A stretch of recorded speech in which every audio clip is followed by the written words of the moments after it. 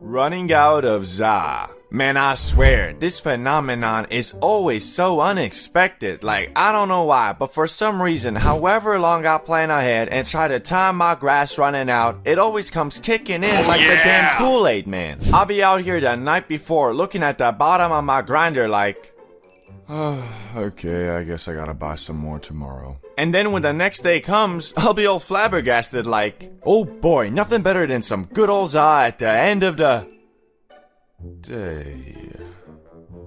What? This can't be. How have I ran out of za? I literally just had some yeah, shit.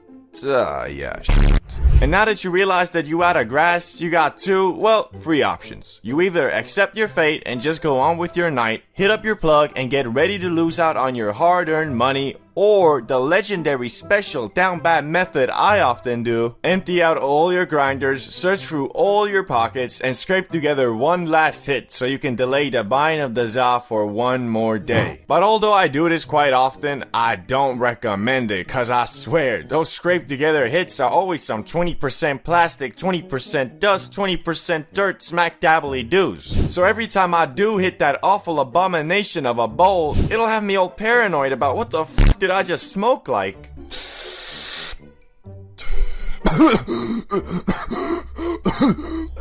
Man, why that smell like burning plastic? Why am I not even high? Bro, why am I so lightheaded? Mom, I think I'm dying. So basically what I'm saying is, scraping together hits from basically nothing isn't really the healthiest move you can make. But shit, hitting up the plug at the end of the day is a struggle in its own right. Cause I don't know why these damn plugs are always unavailable when you need them the most. Like Mr. Invisible could be spamming me all day with Snapchats like,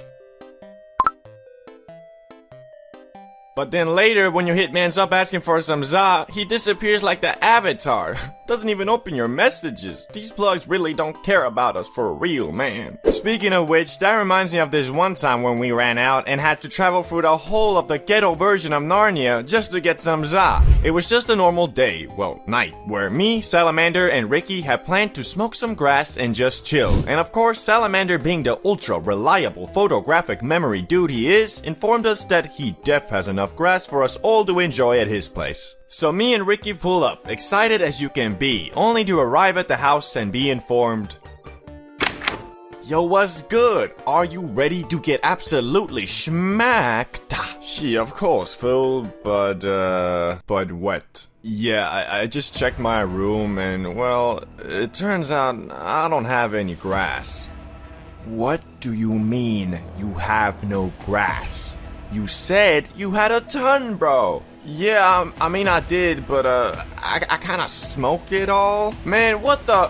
Why you gotta do us like that, bro? You got us all hyped for this, and now we're here in your mansion and you're telling us there's no grass? Like bro, I'm finna cry for real, man. Yeah, bro, you're right. I'm sorry. I messed up. But don't worry. I already hit up Jimmy the plug god. We can drive there now. Okay, sure, let's go. So we go into Salamander's parents' car, which was sleek AF, and quite literally went to the bad part of town with it, feeling like some mafia bosses, for real. But once we arrived at Jimmy the plug god's house, he was nowhere to be seen, and well, turns out, dude hadn't even texted Salamander back. He just had us come here in hopes that the time we arrived, he would. As we were sitting in the car, waiting for a good 15 minutes at that point, Salamander tells us the dude probably isn't gonna respond. But he already wrote another plug and he def gonna hook us up. So we drive to a new place where this time the plug was actually waiting for us. So we hopped out the car and walked towards him.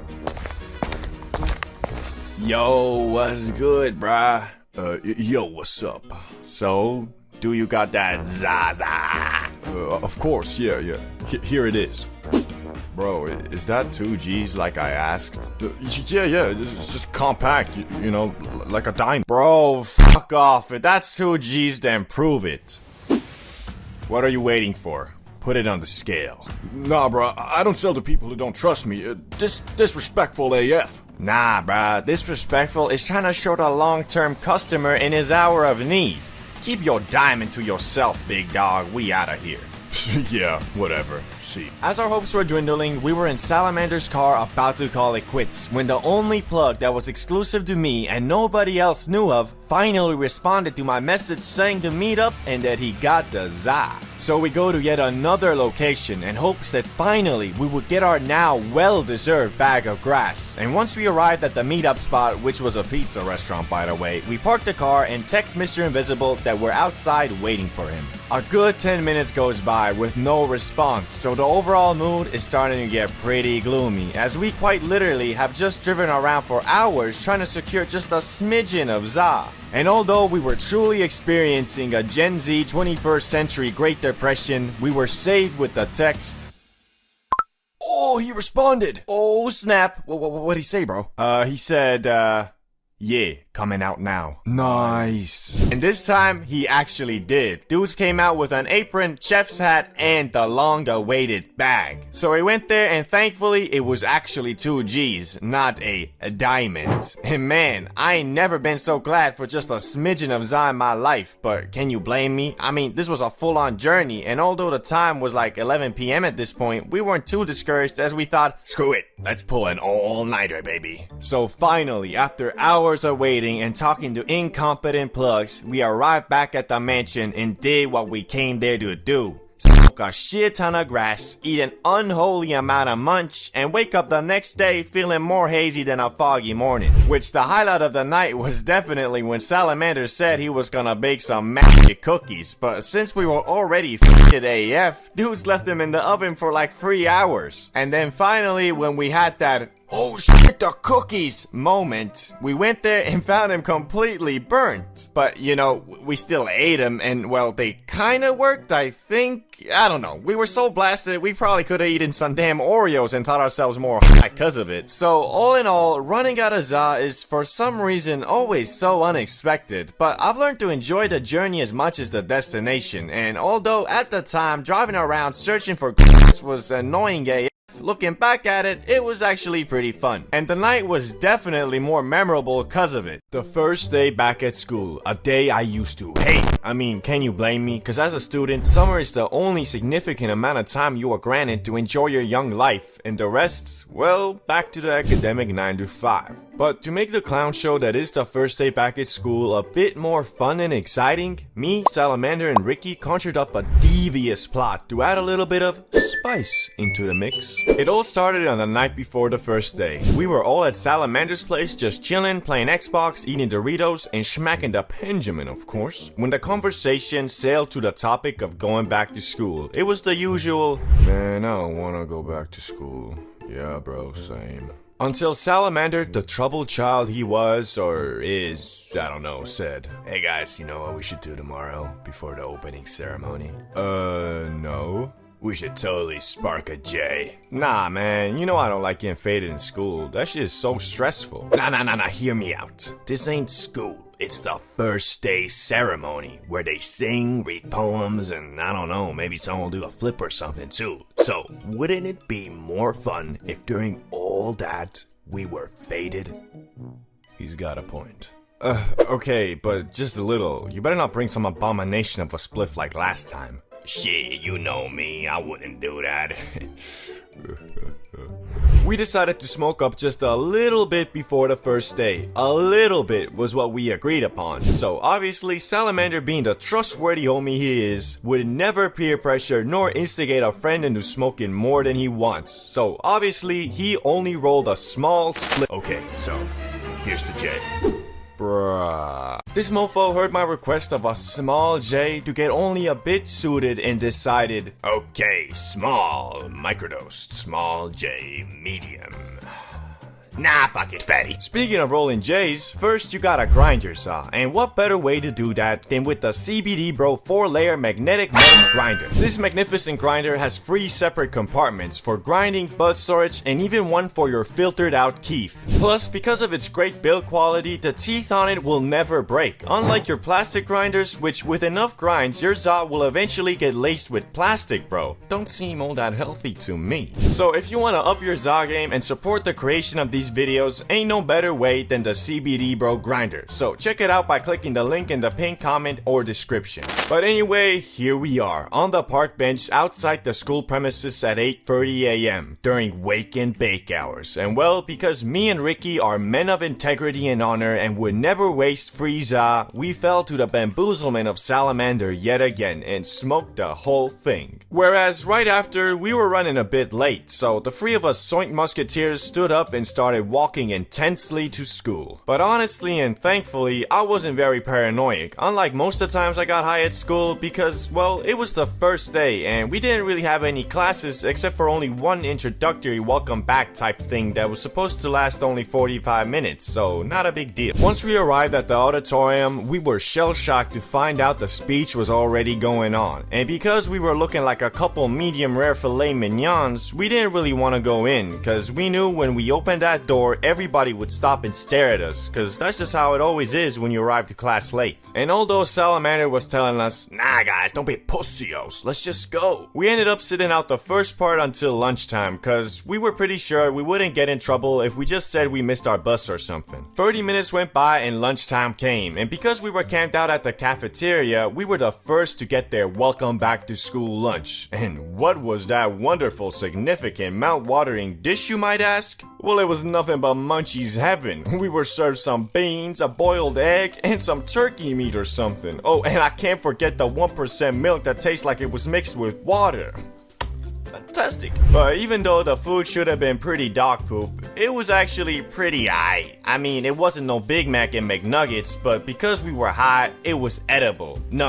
I would even go as far and say it was pretty good. After eating our gulag food faster than everybody else, we were the first back in the auditorium, and because of that, we got the best seats in the house, at the far back corner where no one could see us. And although we had missed the only important part of the day, that being the introductory speech by the principal, we did have a jolly old time listening to the honor students' inspirational poems and songs about life by giggling and chuckling in the back like math. Hey yo, chemistry. And with that, the first day had come to an end, and we went back home and played Xbox High. Smoking alone. It's a lot different than smoking with a group because, well, you're alone, so it's exclusively your job to explore those high thoughts and piece together fun activities to enjoy the high. And if all goes well, you'll have a blast, scrolling shorts, playing games, watching movies, pondering the scale of the universe and how nothing actually matters. It's great! But it comes with a catch. You see, when you're with a group of friends, it's much easier to stay on subject and destroy the evil thoughts the grass might curse you with. So, in my experience, when I'm getting high alone, I usually smoke a bit less just cause being super mega high is 99% of the time best enjoyed with a group and not by yourself. Unfortunately, when I was a youngster, I hadn't discovered this. In fact, I accidentally got the highest I'd ever been up until that point. And the demons I faced that night made me who I am today. The story begins with a high schooler Cbdbro who had planned a great adventure with the main homie Salamander and Ricky. Well, not a great adventure per se. We were gonna go to Salamander's place on Friday night and get absolutely obliterated off that zaza. And for that, I had secured a whole gram of that exotic the Friday before. And although very tough, I fought the urge to blaze for a whole week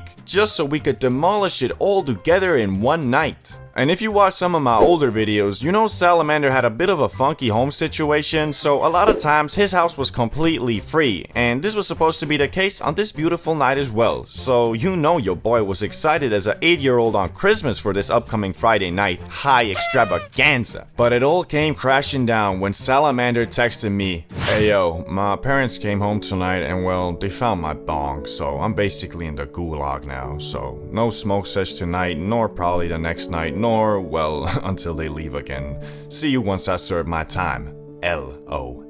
A true tragedy. Our plans have been foiled by none other than Salamander's stinky old bong. But I think you guys can see where this story is going. I had a whole gram of that fine exotic grass, and I've been holding myself back for a whole week in anticipation for the now cancelled high extravaganza. So here I was, standing in my shitty little dorm, filled with sorrow. I decided, screw it, I'ma just smoke alone. So I put my level 99 J-rolling skills to use, and after about 15 minutes of fumbling the spliff, I had done it. I rolled a J that was intended for free people, and headed outside to smoke it all by myself. After heading out, I went to my favorite park bench that was just outside the dormitory territory and started chipping away at the abomination I created. 1 puff, 2 puffs, 3 puffs.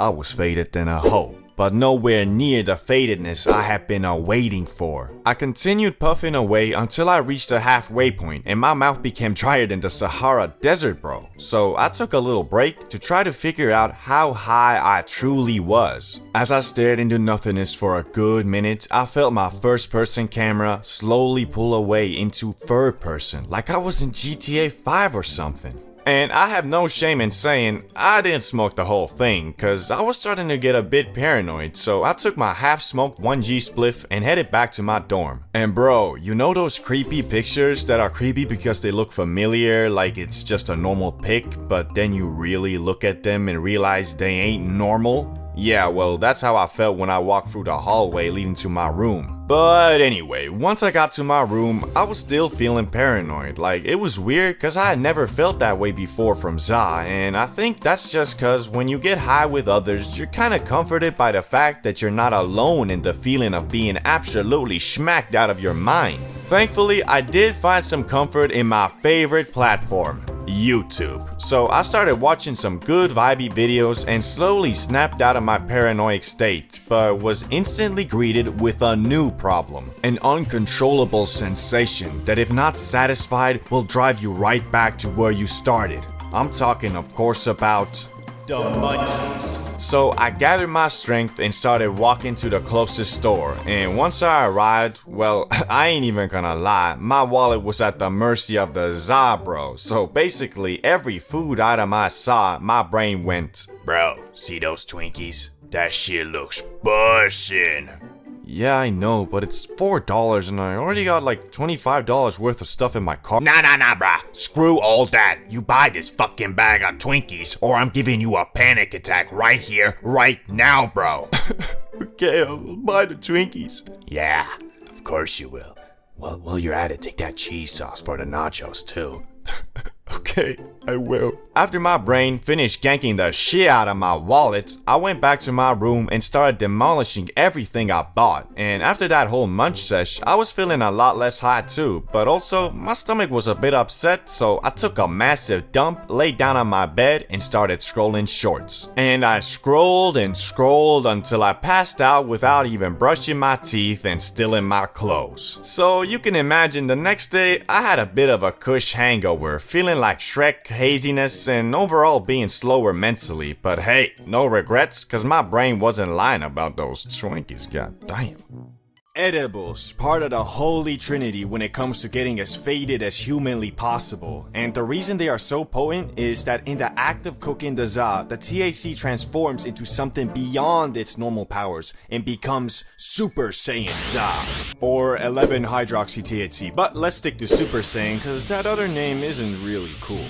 Anyway, if you're an OG subscriber, you know my first time doing edibles was quite a crazy experience, but I wouldn't call it anything else than, yeah, I was really freaking high. But this time, the abominations we made were no mere first-timer dose. We threw everything we had in there. The day started like any other, except I had just gotten back from Barcelona the previous night and was a bit tired. But you see, there was this really cool movie in the cinema called Oppenheimer. Anyway, me and RizzX had planned to watch Oppenheimer in the cinema sometime before August, but being us, we obviously wanted to be baked during this time, and well, the movie was 3 hours long, so just a quick hit wasn't gonna cut it. So we decided on something we hadn't done in years, that obviously being edibles. The only problem was, we don't know how to manage time, and well, once we started actually making the things, the movie had already begun, but although I do love Cillian Murphy, let's be honest, the main part of this journey was the edibles, not Oppenheimer. So we were like, screw it, we only gonna miss like the first 30 minutes. Which, if we had actually read some reviews on the movie, we would have known it's not something you go to 30 minutes late while bugging up the Zaza and the world's strongest edible. Yeah, we also, just for safe measures, smoked a bit before too. But anyway, once we made our abominations and the whole house was smelling like Snoop Dogg's beard, we sat down to eat these deep fried to get you deeply fried cookies. Ready? Ready. Bruh, they're so dry, man. Yeah, so they were awful in the taste department, but in the how messed up they gonna get you apartment, well, you'll find out soon enough. As I said earlier, just for safety, in case they were duds, we also smoked up a bit before, and we're feeling like medium-sized, cold on the kitchen counter pizza rolls, even before the cookies hit. As we arrived in the cinema, we were, well, a little bit scared, but also excited to find out what these monstrous things were going to do to us, because, well, we hadn't done edibles in ages, and knew our tolerance towards them was zero. After buying popcorn and a medium drink, we walked in the cinema, took our seats, and sat down to watch the movie, which had been going on for 40 minutes at that point, but we thought we could still enjoy it, and we did until...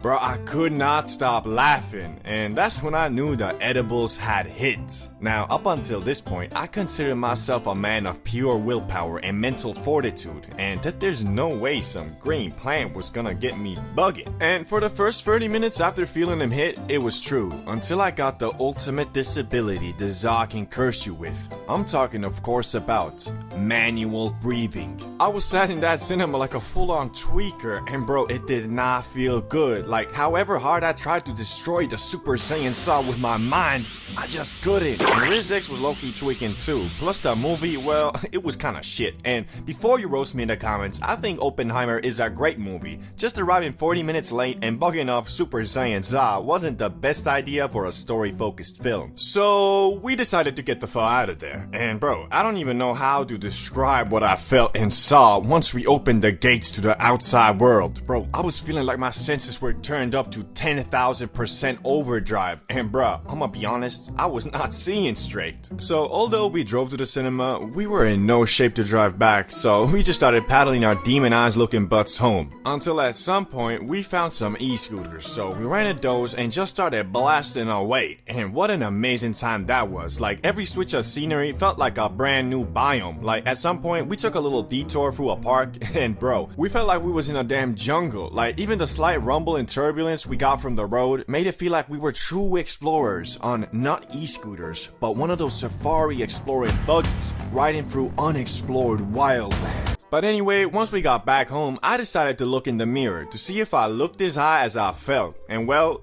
I looked more high. Like, I didn't even know your eyes can get that red, but there they were, looking like the eyes of the damn devil himself. Speaking of getting high AF, we doing a smoke sesh on the Discord on Sunday, where it's mine and your job to get absolutely bedazzled and just chill the fuck out. Anyway, link for the disc will be in the pinned comment, so make sure you join and pull up on the sesh. Anyway, back to me looking in the mirror. As I looked in the mirror and saw nothing but an empty vessel wandering the wrong plane of existence staring back, I got a bit frightened, cause man, I swear, my reflection was not moving in sync with me yet again. But this time, it was even worse, cause I was like 4 times higher than I was when I first did edibles. So what happened next, you might be wondering? I was bugging out, looking like an uncooked steak, and I couldn't focus on anything longer than 1 second. Well, I went to sleep, cause one good thing I will say about the trip, the comfortability I felt in my bed was unlike anything I've ever felt before. My blanket was just a perfect temperature, my mattress the perfect fit, and my pillow the perfect place to lay your head.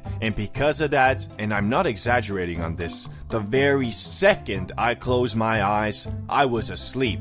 Well, not like deep sleep, but nap sleep. Anyway, after closing my eyes, in about 3 minutes, I was completely knocked out. And well, I slept so much like a baby, I actually believe the za manipulated my very core and reverted my cells and body shape to that of when I was 3 months old, to enable me to get the full experience of sleeping like a baby. Only problem was though, as I woke up like literally 10 hours later, I was still high AF.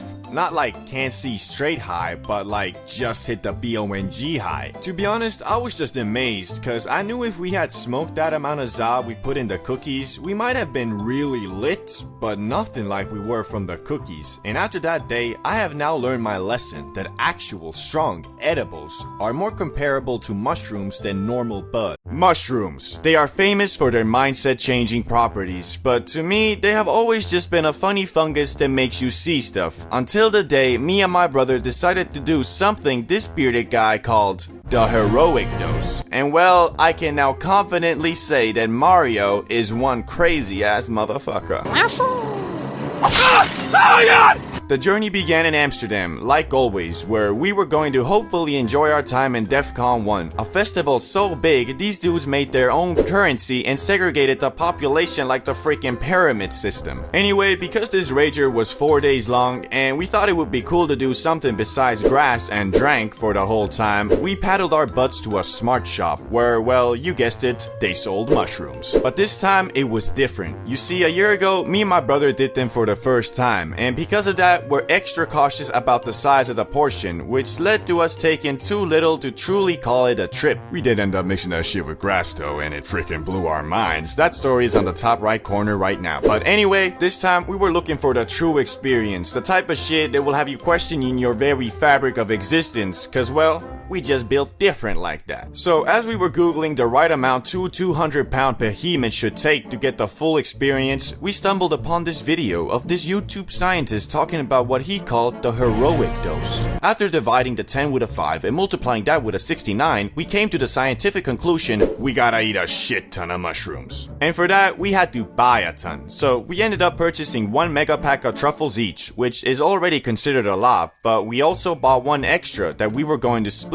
to make it a ultra trip. Now, unfortunately, these truffles weren't allowed in the premises of DEF CON 1, so we did the only logical thing and hid them in the woods surrounding the festival area, which is important because this would end up making our journey 10 times more difficult. Anyway, 2 days went by of just chilling when we finally felt comfortable enough in our accommodation to decide, let's go get those goddamn mushrooms. And with that, we started our 10-mile hike to secure them things. To be fair, it was our own stupidity that led us to walking 10 miles instead of 1 because, well, you know, we Gen Z at the end of the day and we don't know how to read no damn map. But regardless, we powered through with only our clothes, DEF CON wristband, and our trustworthy flip-flops. And thankfully, no one had stolen our hidden stash, so now like a pair of wild animals, we demolished those shrooms looking like Mike Tyson on Impulsive for the next 3 minutes. Once we got that done, we walked back to the festival with the intention of going back to our tent. But unfortunately, having walked 10 miles in flip-flops in the scorching sun, once we saw 2 hammocks under the shade of a tree, we folded like a Nintendo DS and laid down and waited for what was to come. And at about the 30-minute mark, I felt the first bit of kick,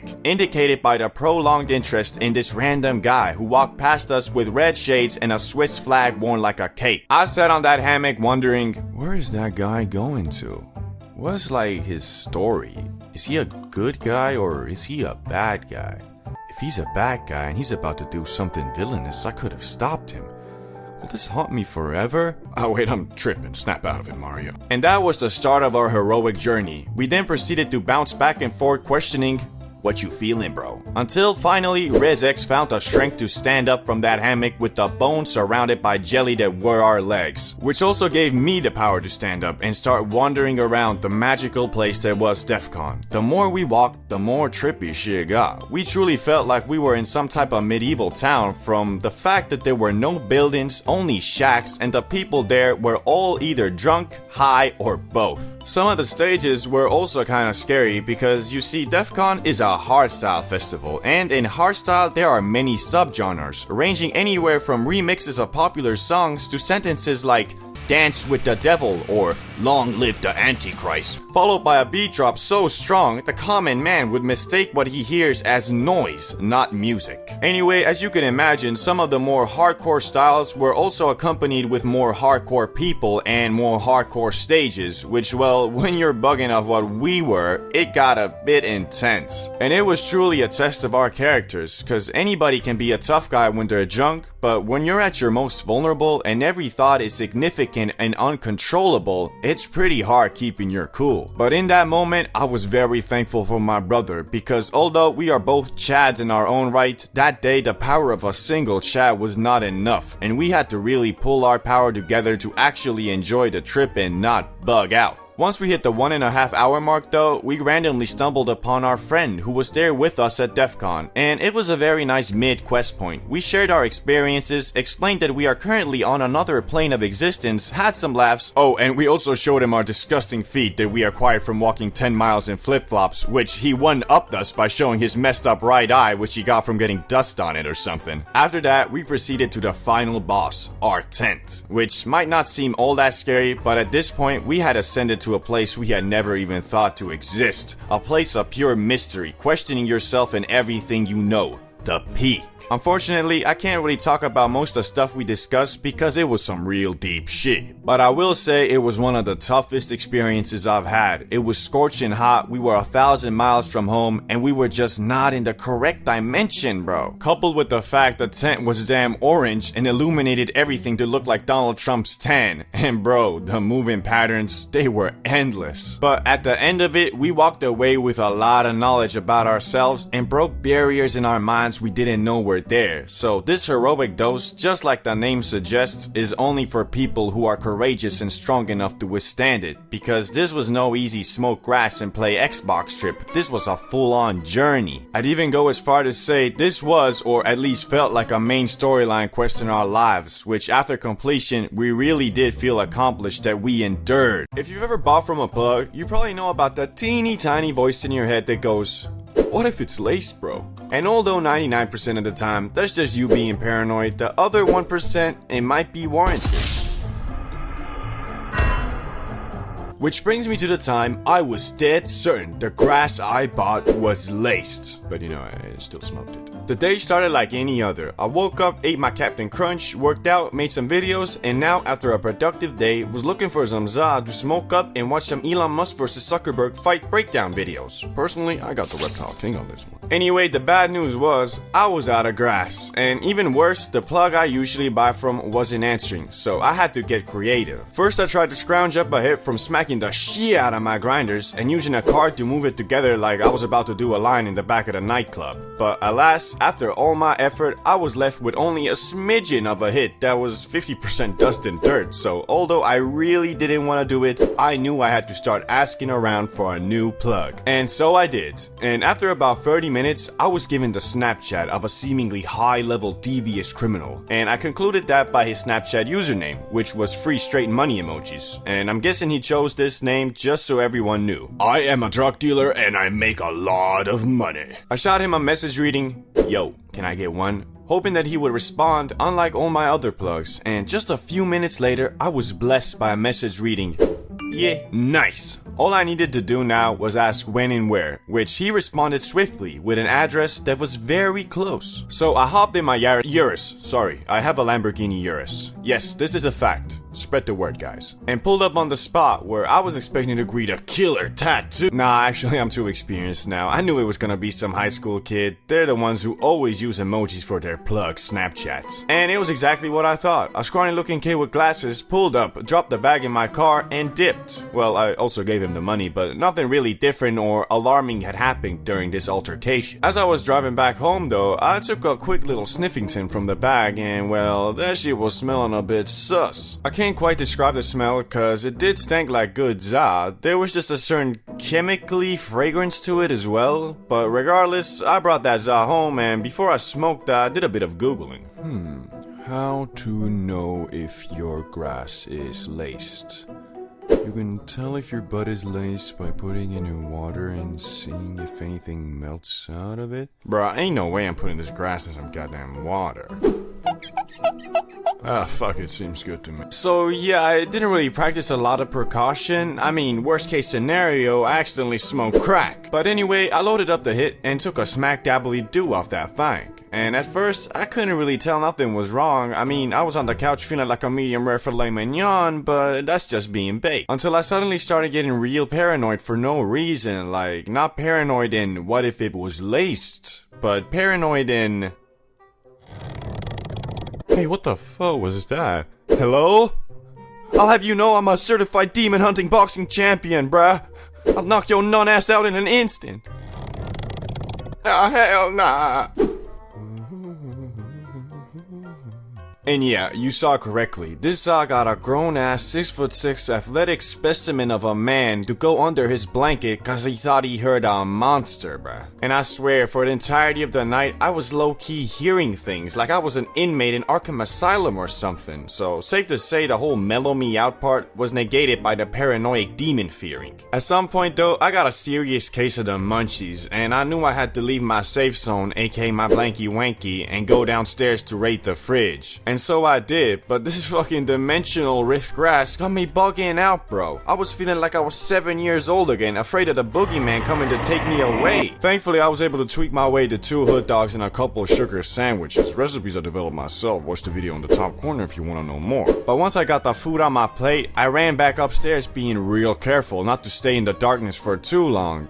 Basically, I was this old Vine video. Worst part was though that this so-called laced grass didn't let me sleep either. Like literally, I almost pulled an all-nighter looking like Golem up in my room. Until at 7 AM, I did finally somehow hit the hay. Anyway, this is the only time I ever actually believed grass to be laced, cause it just seems unprofitable to actually do that shit, but I'm still not sure. It might have just been some mighty paranoid demon grass. I guess we'll never know, cause the experience was awful enough for me to flush that shit down the toilet. RIP 0.8 G's, bruh. And obviously, I removed that new plug from my friends list, cause I'm not trying to be the victim of our town's first supervillain, cause if that shit was indeed laced, no way I'm about to go buy some Joker gas from Dollar Store Heath Ledger again. The Plug, a holy being that will always be there for you, especially when you don't need him, and also occasionally when you do. And because I don't live in the fancy America, where all the big vloggers and TikTokers are, I still rely on the Plug for my Zaza.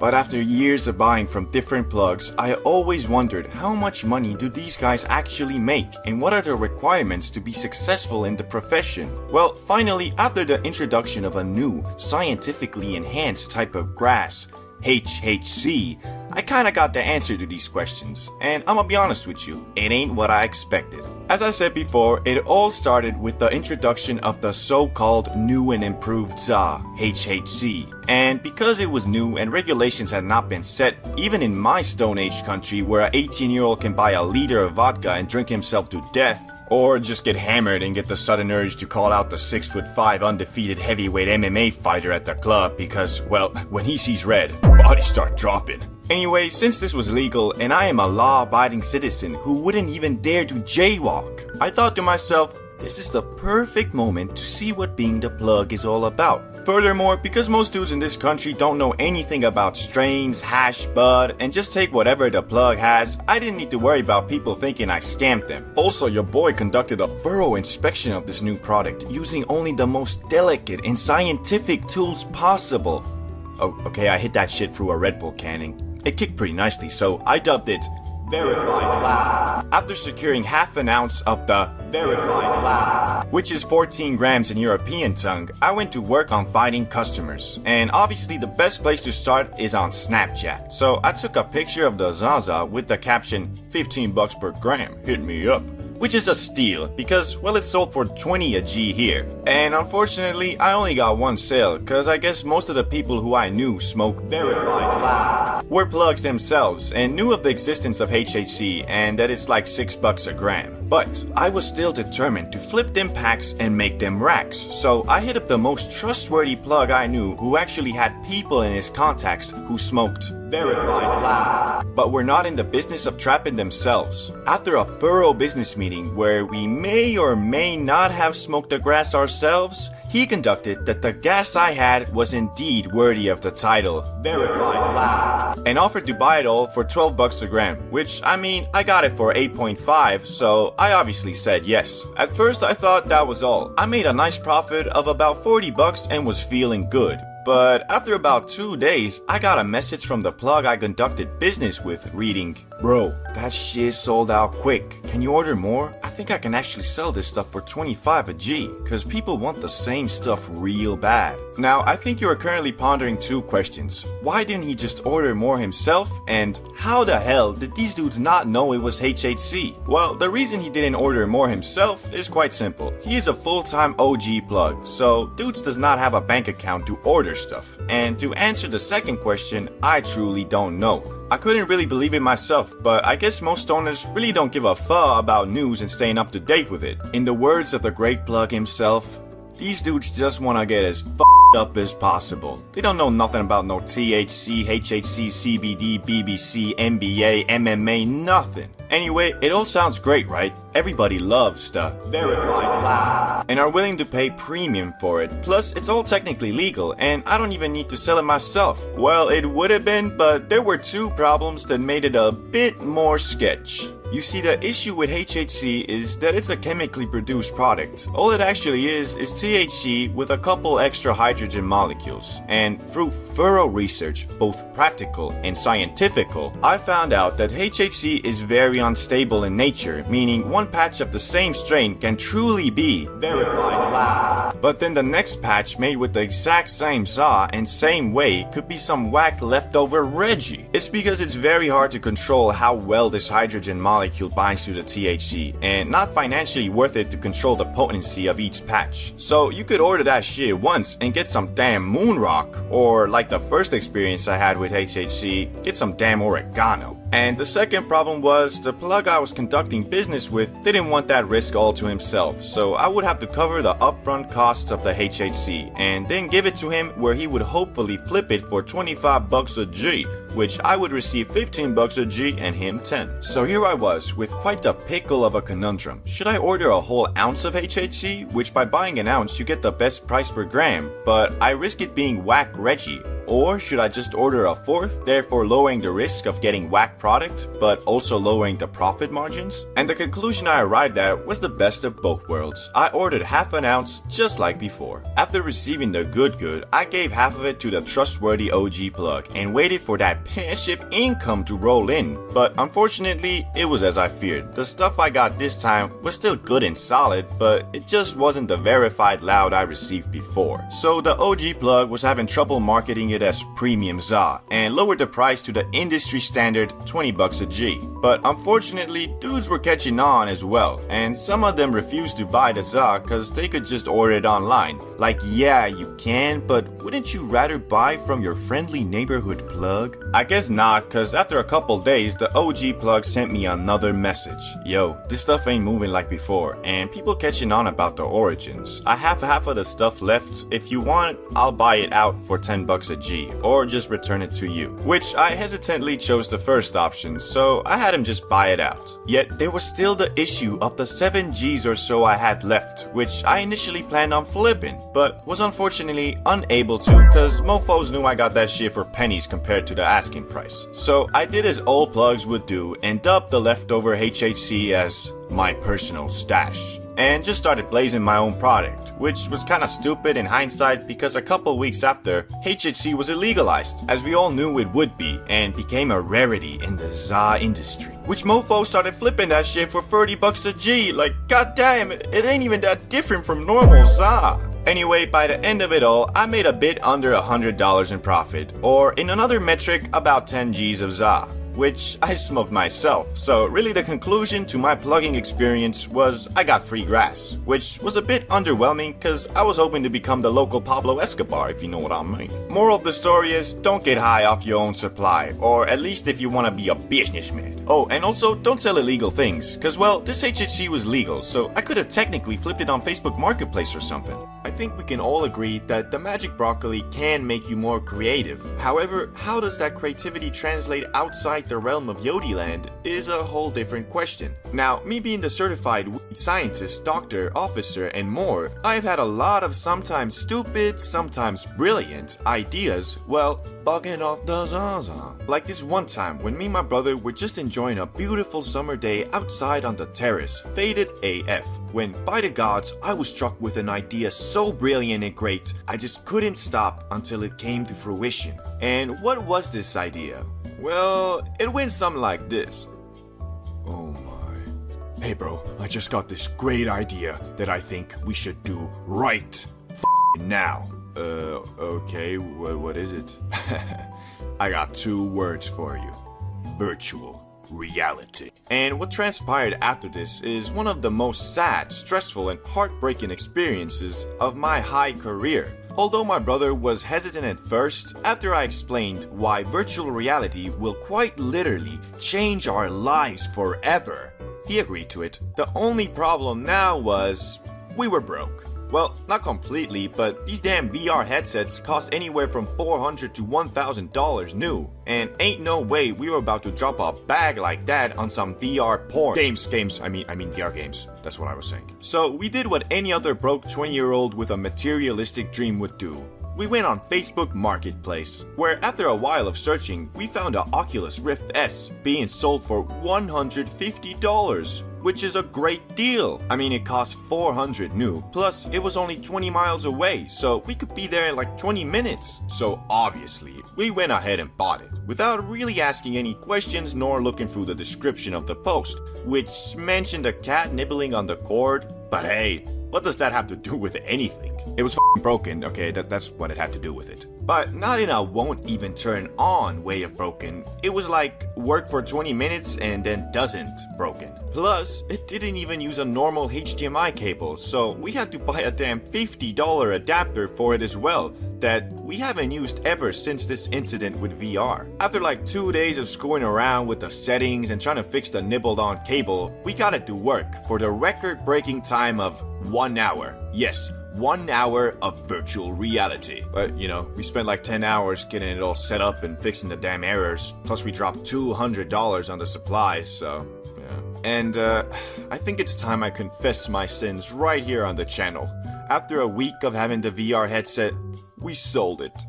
For a profit. To an unexpected kid who probably was saving up money for months to get it.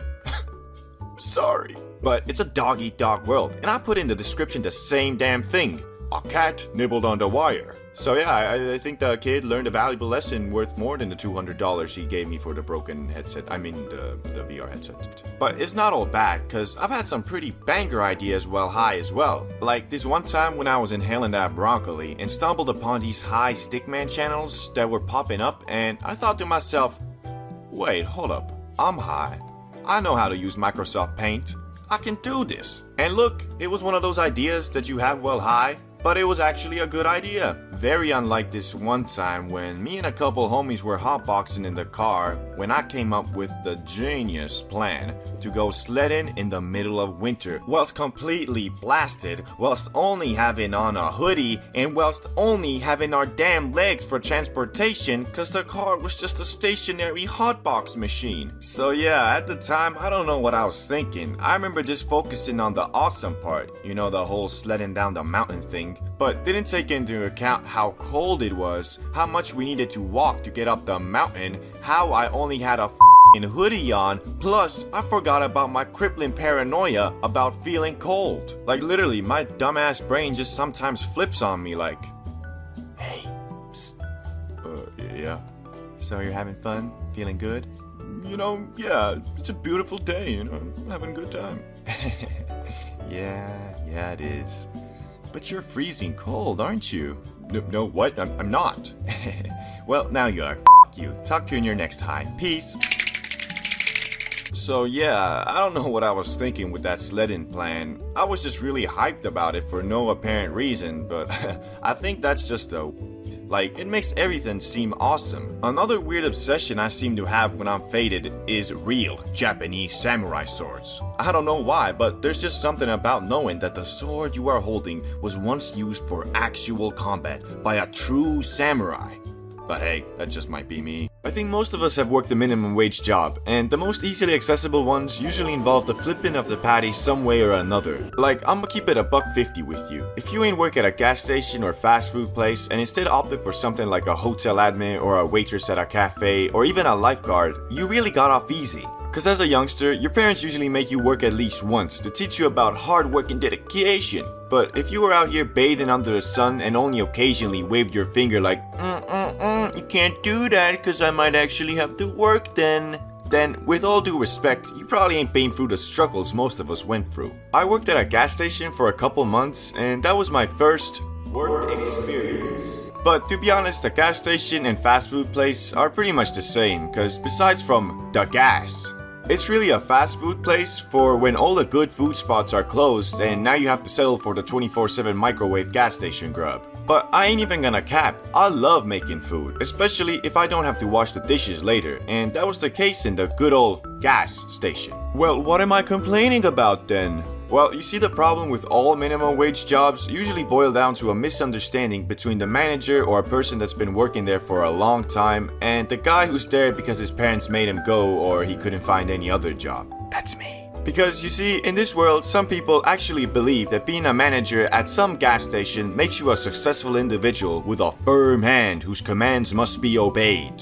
Or in my case, this bitch wasn't even the manager. In fact, she was working the same damn position I was. That being, do everything you're told and I'll pay you $10 an hour. Which really should be the title for every minimum wage job if you ask me. Anyway, although we were working the same position, she had been there for years. So, you know, she was teaching me the ways of the fine art of cleaning toilets, scrubbing floors, flipping burgers, and above all else, kissing every customer's ass. Which is fine. I knew what I signed up for and I took it like a man. Until I got to the end of my graveyard shift, and you know, I ain't even gonna front. I was being pretty lazy, or another way to say it, I was putting in minimum effort. But I mean, that's why it's called a minimum wage job, cause all you have to do is exert minimal effort, right? But this scallywag thought otherwise. There was 5 minutes left on my shift and she pulls up on me and asks me to stock the fridge. And in my head I'm thinking, why not? But I'll probably have to leave it half done anyway, cause my shift is almost over, baby. But then, she hits me with the most stupid, hilarious, and kind of sad sentence I've heard in a long time.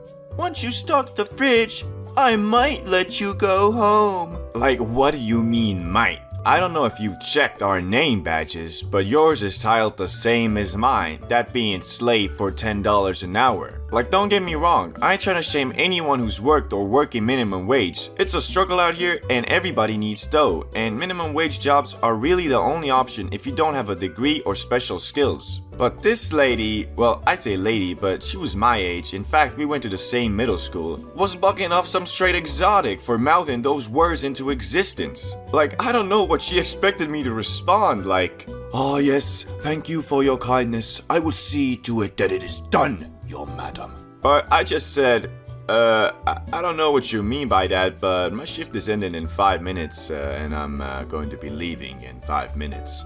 And to that, she didn't respond anything, cause deep in her heart, she must have known what she said was dumb AF. Now, what we can take from this experience is some people can't accept reality and instead try to project a false one in their mind. For her, she had been working at that gas station for a while and was probably starting to feel like kind of a loser, but instead of saying to herself, okay, I'm not doing so good right now, but I sure as hell ain't gonna stay like this. I'ma work on myself every day until I get where I wanna be. She took the easy way out and told herself, man, life hates me. It's so unfair. All I can do is take out my bitterness towards it in my work by being a total douche to everybody and acting like I own the place. No, wait, practically? I do own the place. Yeah, I'm the big dog around here. So yeah, don't be that guy, for the good of others and also yourself, cause if you let yourself fall to that place, you're gonna be that grumpy adult, talking about how life has always been against you and how everything is so unfair towards you. And I don't think any of you wanna be that. But that was just one of the gas station sweats I encountered, and she was a mere disciple. One with talent, yes, but it would be long until she could control her hatred.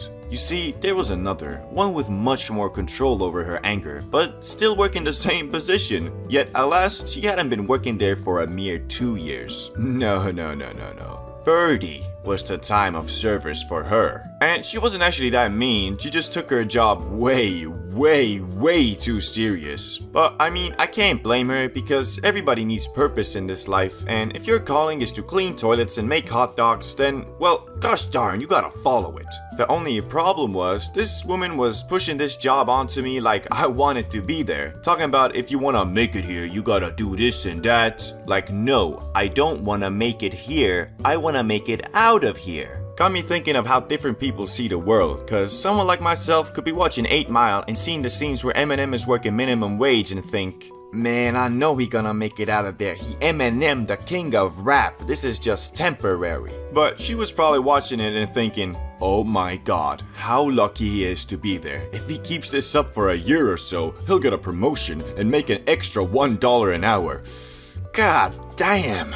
So yeah, it's all about perspective and the type of person you are, but I think the saying, shoot for the moon, cause even if you don't get there, you'll land among the stars, can really help a lot of people, especially if you are young. You should follow your dreams, however crazy they might seem, cause I promise you, it's quite hard to fail if you never give up. Also, working minimum wage is fine, and if you wanna take a job like that super serious, that's cool. Just don't force that same attitude onto other people, cause most dudes don't see a place like that as the end, but as a way to progress to the actual place they want to be. I think you guys know high school, and in particular high school bathrooms, were the go-to spot to go vape. And I mean, there was just something about those dirty sinks and broken urinals that screamed, come vape here. But anyway, if you watch some of my videos, you probably know I'm not much of a puffer, but there was a time when a young high school Cbdbro actually owned his own shitty little dollar store vape, but how I got it is pretty damn ridiculous. It was a normal school morning, and as usual, me and some friends were just hanging out at the corridor chatting, playing mobile games, you know, the usual, when one of the dudes from the parallel class runs up on us and drops a massive bomb on everybody. Hey, do you guys know what's happening today? Do you know? Jason Voorhees is running around killing all the students. What? No, there's a police inspection. They're going through all our jackets, bags, lockers, and everything, man. Oh, no, that's really bad. To me, this was whatever, cause I mean, I had nothing to hide. To be honest, I didn't even have a bag or locker for most of my time in high school, cause there was no need, being that I didn't even have any of the textbooks. But alas, most of my friends were panicking hard, cause a lot of them had a vape liquid, shit, some mofos were even carrying a baggie of that exotic. And because of the police raid, everybody who had these banned items were presented with 3 real options, each with their own set of positives and minuses. Number 1 was the most simple but least rewarding. It was just to straight up throw away your vape or try to hide it somewhere outside the school grounds. Although the latter was near impossible, cause the school was kinda monitoring students trying to leave. The upside though with this was that it was real simple, stress-free and easy. Downside being, to some of these dudes, their vape was their baby, and if it was an expensive one, it was kind of out of the question, cause $50 back then was months of saving. The second option was to YOLO it and try to hide the vape in school or on school grounds. Now, most dudes didn't even consider this an option, and I don't know why. Mofos were on about, yeah, but if they find it, it's got my DNA on it. Like, bro, who do you think you are? If you really were out here flipping packs like Pablo Escobar and on the police most wanted list, you probably wouldn't be in high school. I bet they were watching too much CSI investigation, or I don't know, were bugging off that paranoid pack, cause that just seemed stupid to me, even back then. But alas, this paranoia is what kinda led me to purchase a vape, because the third option was sell your vape for a massive discount. And a lot of mofos did this, and me being the businessman I am, I took this opportunity to purchase a fine machine that I looked up and found to cost around $35. Now, how big was this discount, you might be wondering? 20, 30, 50%? No. I purchased myself a fine vaporizing machine for the price of $2 and half of my double Snickers bar, although it wasn't quite the deal it might seem. So here I am, it's about 10 AM, next class is gonna start in like 10 minutes, and I'm brainstorming, trying to think of the perfect place to hide this thing. I considered putting in one of those tissue dispensaries in the bathroom, cause they were really easy to open and it seemed like the move. But then I thought, what if someone got a major case of diarrhea or something and end up emptying it out only for my vape to pop out? And worst case scenario, he tells the teacher and they devise a plan to catch me lacking at the end of the day when I try to go retrieve my vape. So yeah, I was kind of on that paranoia pack too, but what I ended up doing is actually a lot more complicated and devious. You see, inside the school grounds, there were a couple good areas, one being the running track that was covered by these rubber mats that you could lift up and just about squeeze a smaller vape in. The only problem was, everybody thought of this, and by the time I went outside to stash my vape, I saw like 4 or 5 dudes all walking back from the track looking all sus. I just assumed everybody had hidden their piece there, so I had to think of something else, cause I ain't trying to copy others. And what I came up with was genius. I hid my vape near this big ass vent that regulated the school's climate, I think. There were these stone slabs there, you see, and after wrapping my vape up with rubber bands and toilet paper, I lifted up the slab and stashed it there. Genius. Well, it would have been if not for one crucial mistake, the single flaw in my master plan. Being so proud of my devious plot, I decided to tell like 5 or 6 friends of this, only to be betrayed and have my vape stolen by Ricky. But it took me a good month to figure that out, as he had taken the vape for personal use, I guess. I really don't know. Oh, one thing I forgot to mention to you guys is the vape, well, it was kinda broken. At the time I couldn't tell cause I didn't know jack about him, but every time I tried to inhale it, it gave off this burning taste and would make the smallest of clouds, so I couldn't even do them cool little tricks. Eventually, I ended up getting that vape back, but at that point, I was kinda done with it, so I just kinda brought it to school one day and threw it off the 5th story and watched how the $2 half Snickers bar investment was shattered into millions of pieces, and my dreams of making a 5 to 10x return on investment were dead. Oh, and it turns out the police weren't even there to manhandle the students and take their vapes. They were there to check on some equipment that had accidentally gone off during a fire alarm or something. So yeah, never trust a dude who looks like he's being chased by a serial killer cause his vape might be taken away. That's like the moral of the story, I think. Buying from the plug is always an experience, cause unless you're super tight with him, you never know if you're gonna get the leftover oregano Reggie pack he scraped from the bottom of his grinder, or if you lucky and the RNG god smile upon you, you might just get the finest organic grass-fed grass there is on planet Earth. But alas, most plugs keep that quality stuff for only the loyalist of customers or new buyers. For me, it was the latter. It begins with me and the main homie Salamander. We had just gotten home from school on a Friday and had scraped our money together for a night of hitting the Spliffington and playing video games. Now, usually it was Salamander who secured the bag, cause I didn't really have too many connects. Unfortunately, this time he was unable to find the holy saw from his usual catalog of plugs. But we didn't let that discourage us, cause we knew if there is a will, there is a way. So both me and Salamander started hitting up everybody we knew who dabbled with the powers of the green plant, and it wasn't looking too good. Altogether, we wrote about 10 people, half of which just ignored us, and the other half just said they were out. So, as we sat there on the couch, hope dwindling, sadness emerging, and worst of all, no Zaza approaching, we were about to call it a day, when one of the dudes who had initially ignored us sent out a beacon of light. Yeah, I know a guy. He just started plugging, so I can't vouch for the quality, but he definitely got some. Now, if you've ever been in a situation like this, you know it is one of the best feelings in the world when you've almost given up, but in the last second, you get that holy text of, yeah, how much? But even though we were pretty stoked, we were also a little bit wary, because this $20 we had saved up was the equivalent of 20 million in today's money, and because this guy was new and no info was given on the quality, we were scared of getting a bag of oregano. And I mean, at the time, we both thought all plugs are grueling gangsters ready to kill you on sight if you so much as make the wrong sound. So if it really was a bag of oregano, there was nothing we could do about it. Anyway, the time comes for us to meet up with this mysterious plug, and the instructions he gave us were to come to this rundown gas station's loading area in the back at 8 p.m. sharp. So we did. As we were standing there at 7:58 p.m., we could only imagine what vicious, heinous, devious killer would come to greet us. So yeah, we hyped him up a little too much, but all that mattered now was the grass and if it was good or not. We went through the usual plug dialogue options like, yo, what's up? Yeah bro, can't wait to get Zooted today. This that good, etc. Until he finally revealed the grass, and what I witnessed to this day I find absurd. The grass was golden. Nani? Not in like shiny gold, but it was this yellowish color with green accents. beautiful. And the smell. Bro opened that bag up for us to sniff, but it was not necessary, as the smallest opening in that Ziploc baggie consumed the entire area with the finest fragrance imaginable. Oh, okay, well, finest is the wrong word probably.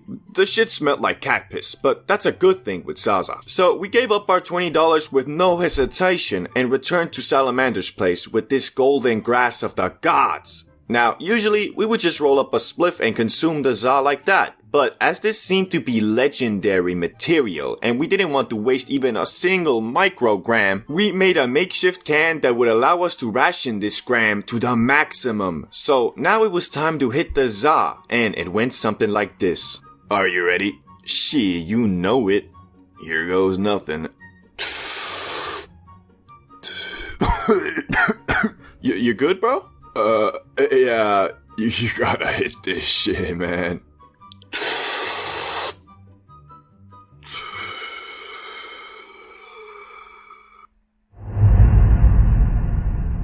Hey, you good? You good, bro? You hear me? You good? Yeah, man, this is some good stuff. This shit was heavenly. It was not of this world, I swear. Now, I'm not sure if it was because our tolerance was pretty much zero at the time, or it was really grass descending from heaven.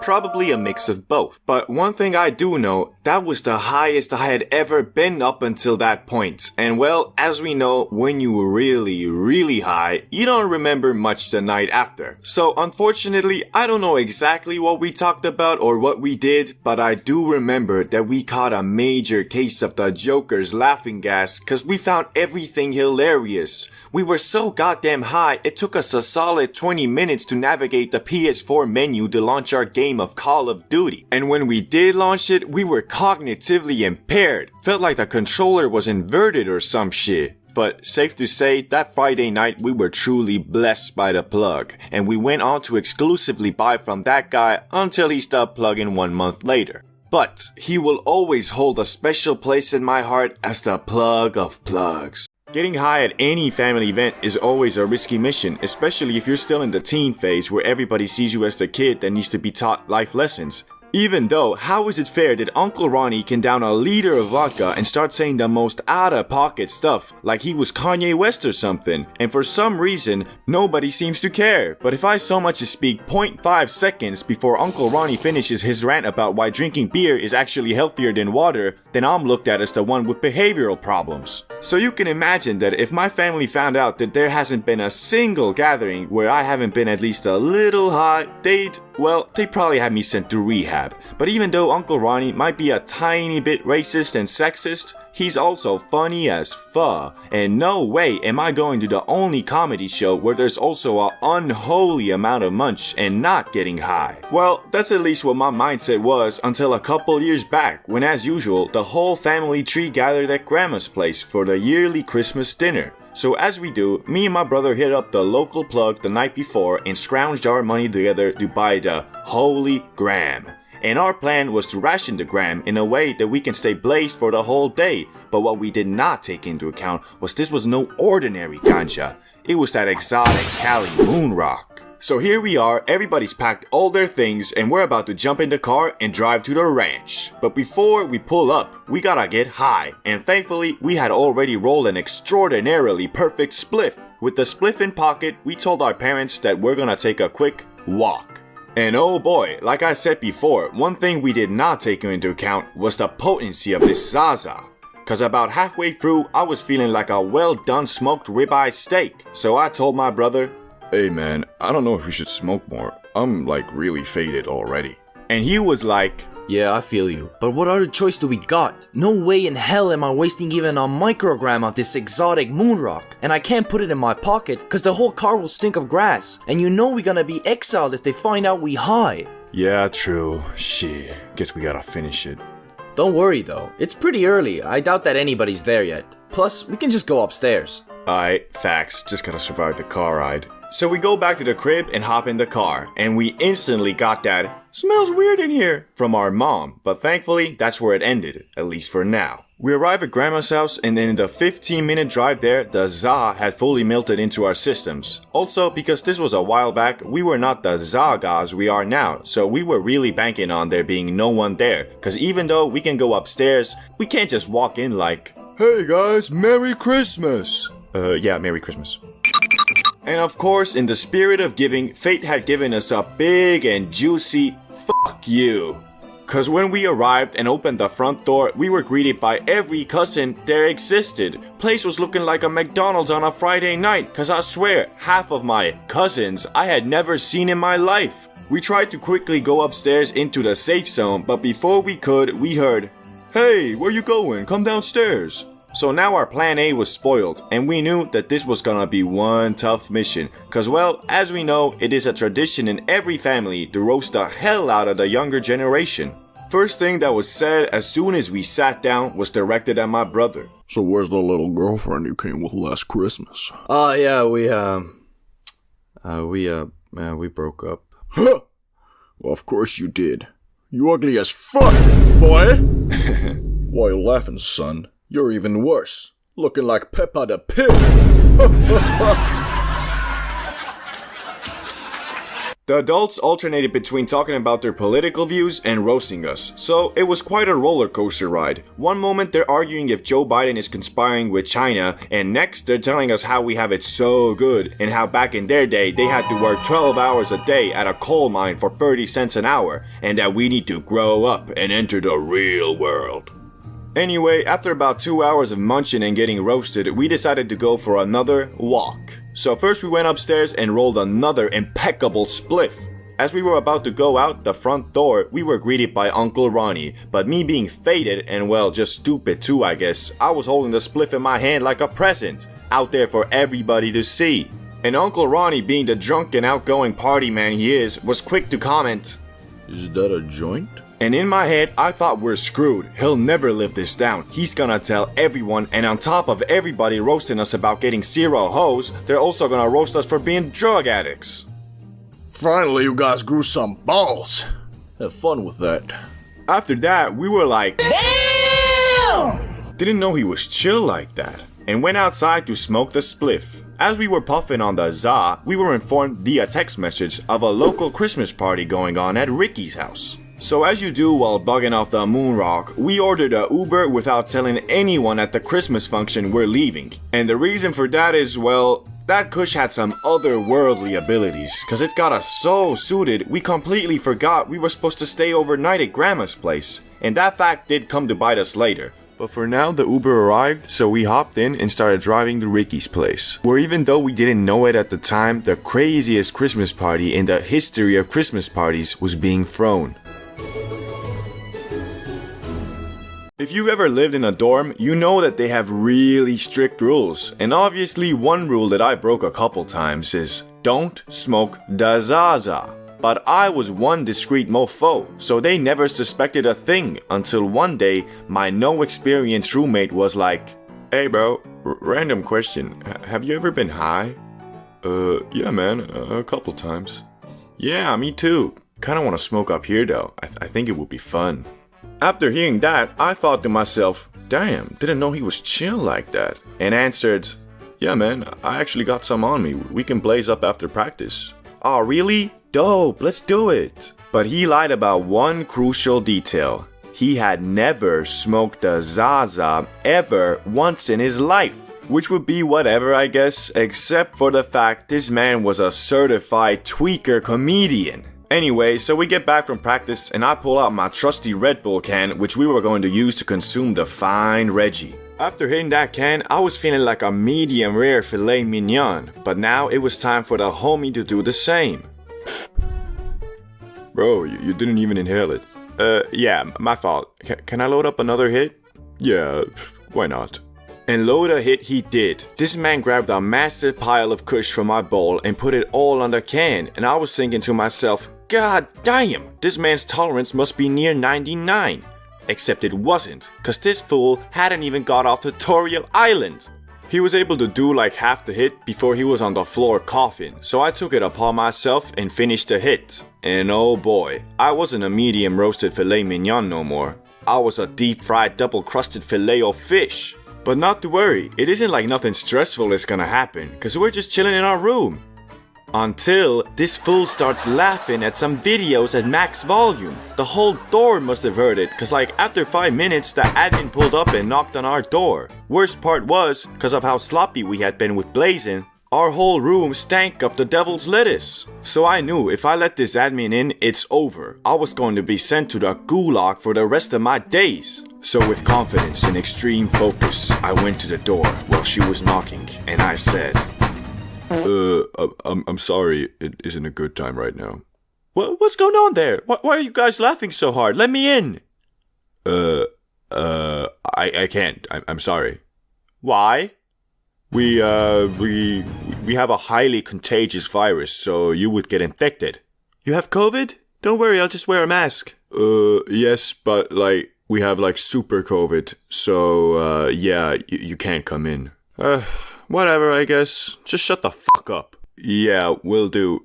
Thanks, goodbye. Thanks to my persuasive conversation skills, we were off the hook. And when I went to tell my roommate what had happened, his face turned from I'm so freaking high right now to The voices won't stop. So for the rest of the night, my man was lying on his bed like a rock, unable to move from the fear of getting sent back to the gulag. Yet at some point he did fall asleep, and not just any sleep, he fell into the Kush coma. Dude skipped all his classes the next day cause he was out cold like Mike Tyson had hit him with an uppercut.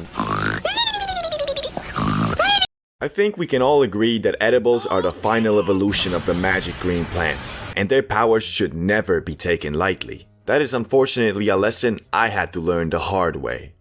It begins with me and the main homie Salamander and Ricky. So we're at school and the final lesson had just ended, so I picked up my Nike Elite school bag and started walking out the classroom when I heard Salamander and Ricky whisper something like, Hey bro, come over here real quick. This had me instantly intrigued, cause knowing Salamander and Ricky, I knew that they had to have something devious planned. What's up? So bro, you excited for tomorrow's field trip? Not really, it's just some boring museum. Yeah bro, you're totally right. But what if I told you it could be more than that? It could be a night at the museum type of experience. Bro, I think I know what you're about to say, and no, I don't want to smoke a split before we go on the bus. Why not, bro? Cause last time I got high in this type of situation, I damn near shat myself from the anxiety. Got me thinking of running out the classroom screaming, I'm not high, you're all high. Man, it ain't gonna be like last time. Me and Ricky experienced stoners. Fool? Yeah, but I'm still gonna say no, but thanks for offering, I guess. You're lost, fool. So tomorrow comes, and I go sit next to Salamander and Ricky on the bus. Cause even though looking back at it, they might have been a bad influence on me, at least they weren't NPCs like the rest of our default setting ass class. I sit down and ask them, so, you guys high right now? And they chuckled and were like, nah man, we decided not to do it this time. Gonna save the good for the weekend. Damn bro, that's a good idea. I'll definitely join you in the blaze sesh then, for sure. About 20 minutes goes by when Ricky pulls out a couple brownies. Now, I know what you're thinking. Brownies? Bro, how did you not know they were edibles? And the answer to that question is, well, I wasn't quite the stoner bro I am today, and at the time, at least to my knowledge, I was the only one who had done edibles before. Also, it wasn't like I wasn't sus at all, it went something like this. Hey bro, you want one? My mom made them for the trip. Of course, man, I'm hungry as fuck.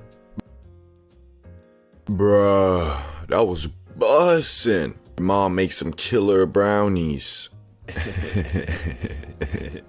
What y'all laughing at? And then it hit me. I had been tricked, bamboozled, fooled. Bro, don't tell me that was a edible. Nah, bruh. Have y'all even done Netties before? It hits way harder than normal Zaza. Pfft, we know. We ain't even put that much in. How much then? 1 gram? Oh, okay, so that's 0.3 each. I guess we might be able to pull through. Nah. 1 in each brownie. What have you done? 15 minutes after eating those brownies, we arrive at the museum, and I'm already thinking how I'm gonna escape this place, cause if these things ain't duds, there's no way I'm gonna be able to act normal. What pissed me off the most was these guys didn't have a care in the world, talking about, bro, this finna be a movie. Like, yeah bro, but probably not the type of movie you're thinking of. Gonna be tweaking so much, finna have to call the local priest to exorcise that THC out of your systems, fool. So at the 35-minute mark, I feel it, the first bit of high, and it kicks pretty hard. I wouldn't say I was gone or anything, but definitely on stage 2. And now knowing they weren't duds and that it was just the beginning, I had to act quick. Cause I knew in a couple more minutes I'll most likely start slurring my words and start chewing my mouth from the dryness like, oh no, I'm already doing it. I gotta act quick, now or never. Teacher, I have a problem. What's wrong? I'm not sure. I think I ate something bad. I think it's food poisoning, Teach. Okay, well, go to the bathroom then. No, Teach, that's not enough. It's too bad. I feel it. I'm about to shit. Okay. Call your parents and go home. Don't want you crapping all over this motherfucking museum, bitch. Okay. He didn't say it like that. But the point is, I had avoided certain death, at least academically. I called my dad and he picked me up. I told him what had happened and he wasn't even mad. He just laughed and was like, you wanna go get some candy to enjoy the trip? Sadly, Ricky's and Salamander's fate was not so happy. From what I had heard, they started tweaking like a bunch of tweaker geekers. But thankfully, they didn't get expelled or anything, cause they ended up just sneaking out and taking a bus home. How are you already home, Ricky? You should be at the museum. No, Mama. I think I am the museum. We've all had a bad high before, and for some of us, we've had many. But what if I told you, you don't even know what that means? At least before you hear about the day I almost died while bugging off the Zaza. I woke up happier than usual because it was a special day. To be exact, it was my special day. My birthday. And I had planned a great celebration in my name. I was going to get wasted in my hometown with my old school friends. Because, well, I hadn't seen him in a long time, and I mean, I was turning 18, so you know your boy had to throw a killer party. Okay, to be honest, the party was pretty lame, cause my friends were either soy boys, in a relationship, or just plain gay. Cause I told them multiple times, bring some hoes. The problem was, I had lost all my female connections in the area over the 2 years I was away, and they knew this. So how you gonna pull up to the party knowing your boy is back from the gulag and it's his birthday talking about, Bro, where the hoes at? This party lame as hell. bitch, I told you bring the hoes, any hoes, yet you come here with a 6-pack and a vape. What you talking about where the hoes at? Look in the mirror, fool. You the hoe. You the hoe. Anyway, so we're just chilling at my lame party when my boy Ricky hits me up like, hey bro, I saw you in town again. Wanna smoke some gas? And even though I do have an obligation to stay at my own birthday function, I decided to disband. Hey, everybody, thank you all for coming, but I'm gonna have to wrap this party up cause it's getting kinda late. Bro, it's 11 p.m. Party's just starting. Let's drink some more beers, eh? Hey, it's only 11 p.m. Hey, let's drink some more beers. Get the fuck out of my house, Charles. So I get these soy boys out my house. Like, sorry, but if you can't even muster one single female on a 2-week notice to come to a house party, are you really even a man? But yeah, so here I am, half drunk, walking to the European version of 7-Eleven when I get a text from my boy Ricky. Hey man, you wanna come roll with us on this drop-off? We can blaze up in the car on the way there. And I don't really want to get involved with any dealings of illegal substances, but like, I was pretty much at the 7-Eleven already and really wanted to get lit. So I was like, yeah, sure, why not? I get to the parking lot and I see the most rusty ricer stolen from the junkyard looking car, blasting gangster rap from the speakers like it was a 50 Cent concert. I jump in the car and see my boy Ricky, but also 2 of my friends from elementary school. They discussing this business whilst me and Ricky blazing in the back, when I noticed the driver seems kind of off. So I asked Ricky, hey bro, is that man good? Seems a little off. Yeah, no, he good. Just had a couple beers. Bruh. So I just found out that the driver is a teensy bit drunk. But I'm already here and we're blazing, so What am I gonna do, leave? It was about 10 minutes of chatting and smoking when the time came to roll out. And bro, when I say this car was the biggest piece of shit that has ever grazed public roads, I'm not exaggerating. The freaking bottom of the car was vibrating and shaking so much, it felt like we was having an earthquake. And on top of it, the engine was making these clunking noises, and the exhaust was spitting fumes like it was 1920. Even though I was high as a kite, it wasn't just the Zaza making me paranoid, because this guy was driving like he was on a NASCAR track. But the one thing he did constantly that got me praying to our Lord and Savior was taking every corner and curb on the opposite side of traffic. Even though we lived in a small town and it was midnight, if even just one car would have been on those dark and twisty roads that day, it would have meant certain death for all of us. You know those moments where you're like, oh Lord, please, I will never hang out with these thugs again, and I will never smoke the good. Just save me from this death. That was me, but like times 10 at least. Anyway, what felt like an eternity of driving, we got to the drop-off, and it was just some more wannabe thug gangsters interacting with our group of wannabe thug gangsters.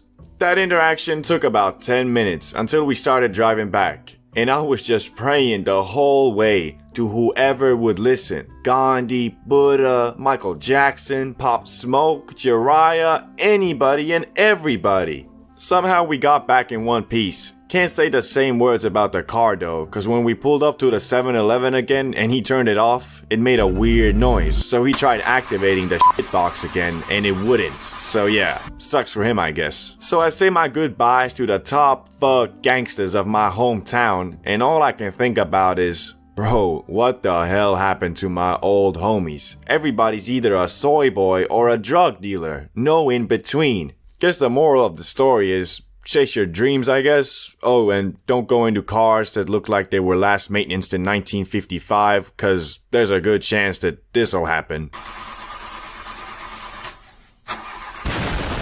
I think everyone has experienced a bad high before. Even though this debuff is pretty easily avoidable by strictly blazing in optimal conditions, I ain't no sissy. If the gas is available and the activity, however ridiculous it might be, has been set, I'm in. Like, yeah bro, I'm totally down to hit 5 fat rips at your place, then puff down a 2-gram split for dessert whilst walking to the abandoned mental asylum your cousin told you about. Sounds like a great plan. Oh, the grounds are also infested with savage rabies-infected stray dogs? Bro, no problem. I survived like 100 rounds in Kino der Toten. I know how to deal with hellhounds. I think it's the adventurous spirit in the Zaza that makes you down to do whatever. Cause I mean, it could go bad, but bro, if it goes good, it'll be like a top 5 high memory at least. I used to have a friend who always invited me to these completely straight out of a horror movie scenario adventures, and my first reaction was always like, bro, you must be tweaking off some laced green. That don't sound fun at all. But me being the broken, stupid teenager I was, always folded when he said the magic words. I got the gas. One of the stupidest things I remember agreeing to was going to this grain combine where literally every couple years there was a story of some kid dying by drowning in the damn seeds. I mean, it was massive and the view up there was pretty cool too, I guess, but really why people went there was so they could say, yeah man, I climbed that grain combine, you know, kind of a badass. Don't really have a concept of fear anymore. I'm just a rebel at heart. What can I do? Hey bro, you think Brittany heard me say that? She totally wants me now. Anyway, so we're out here walking to the Pennywise evil lair the way children go missing in it, whilst puffing on this unholy spliff. The damn thing was so big, the paper couldn't handle the weight of the kush, so the Zaza was hanging off the filter like a freaking dildo. Must have been over a gram in that monstrosity of 5-minute crafts. And we smoked the whole thing. And you might be like, only a gram? I hit bigger rips on my apple bong. But keep in mind, this was years ago, and I had only blazed up a couple times and never really in no stressful situations like this. We get to the grain combine and well, I'm gone. Like, hop on a plane to Area 51 and steal a spaceship type of gone. But my friend was an experienced smoker, so he was just like, hi I guess. I don't actually remember asking him how suited he felt. To be honest, I don't really remember too much from that night, except for how incredibly faded I was, and how goddamn certain I was of my death at one point. Speaking of certain death, after sizing up the combine, we start going up this rusty, constructed in 1756, refurbished in 1805 looking ladder, and I'm sweating bricks like I was a construction worker or something. But man, it ain't my fault, cause the higher we went, the windier it got, and at some point, the ladder started creaking like it was trying to get me to hop on the beat. Okay, I'm feeling it. Hey. Bro, what are you doing? Stop messing around and focus on climbing. Yeah, okay, for sure. In all seriousness though, I would love to say that, yeah, I'm a rebel. I'm like Tom Cruise from Mission Impossible. I'm like Jason Statham in every movie he's in, basically.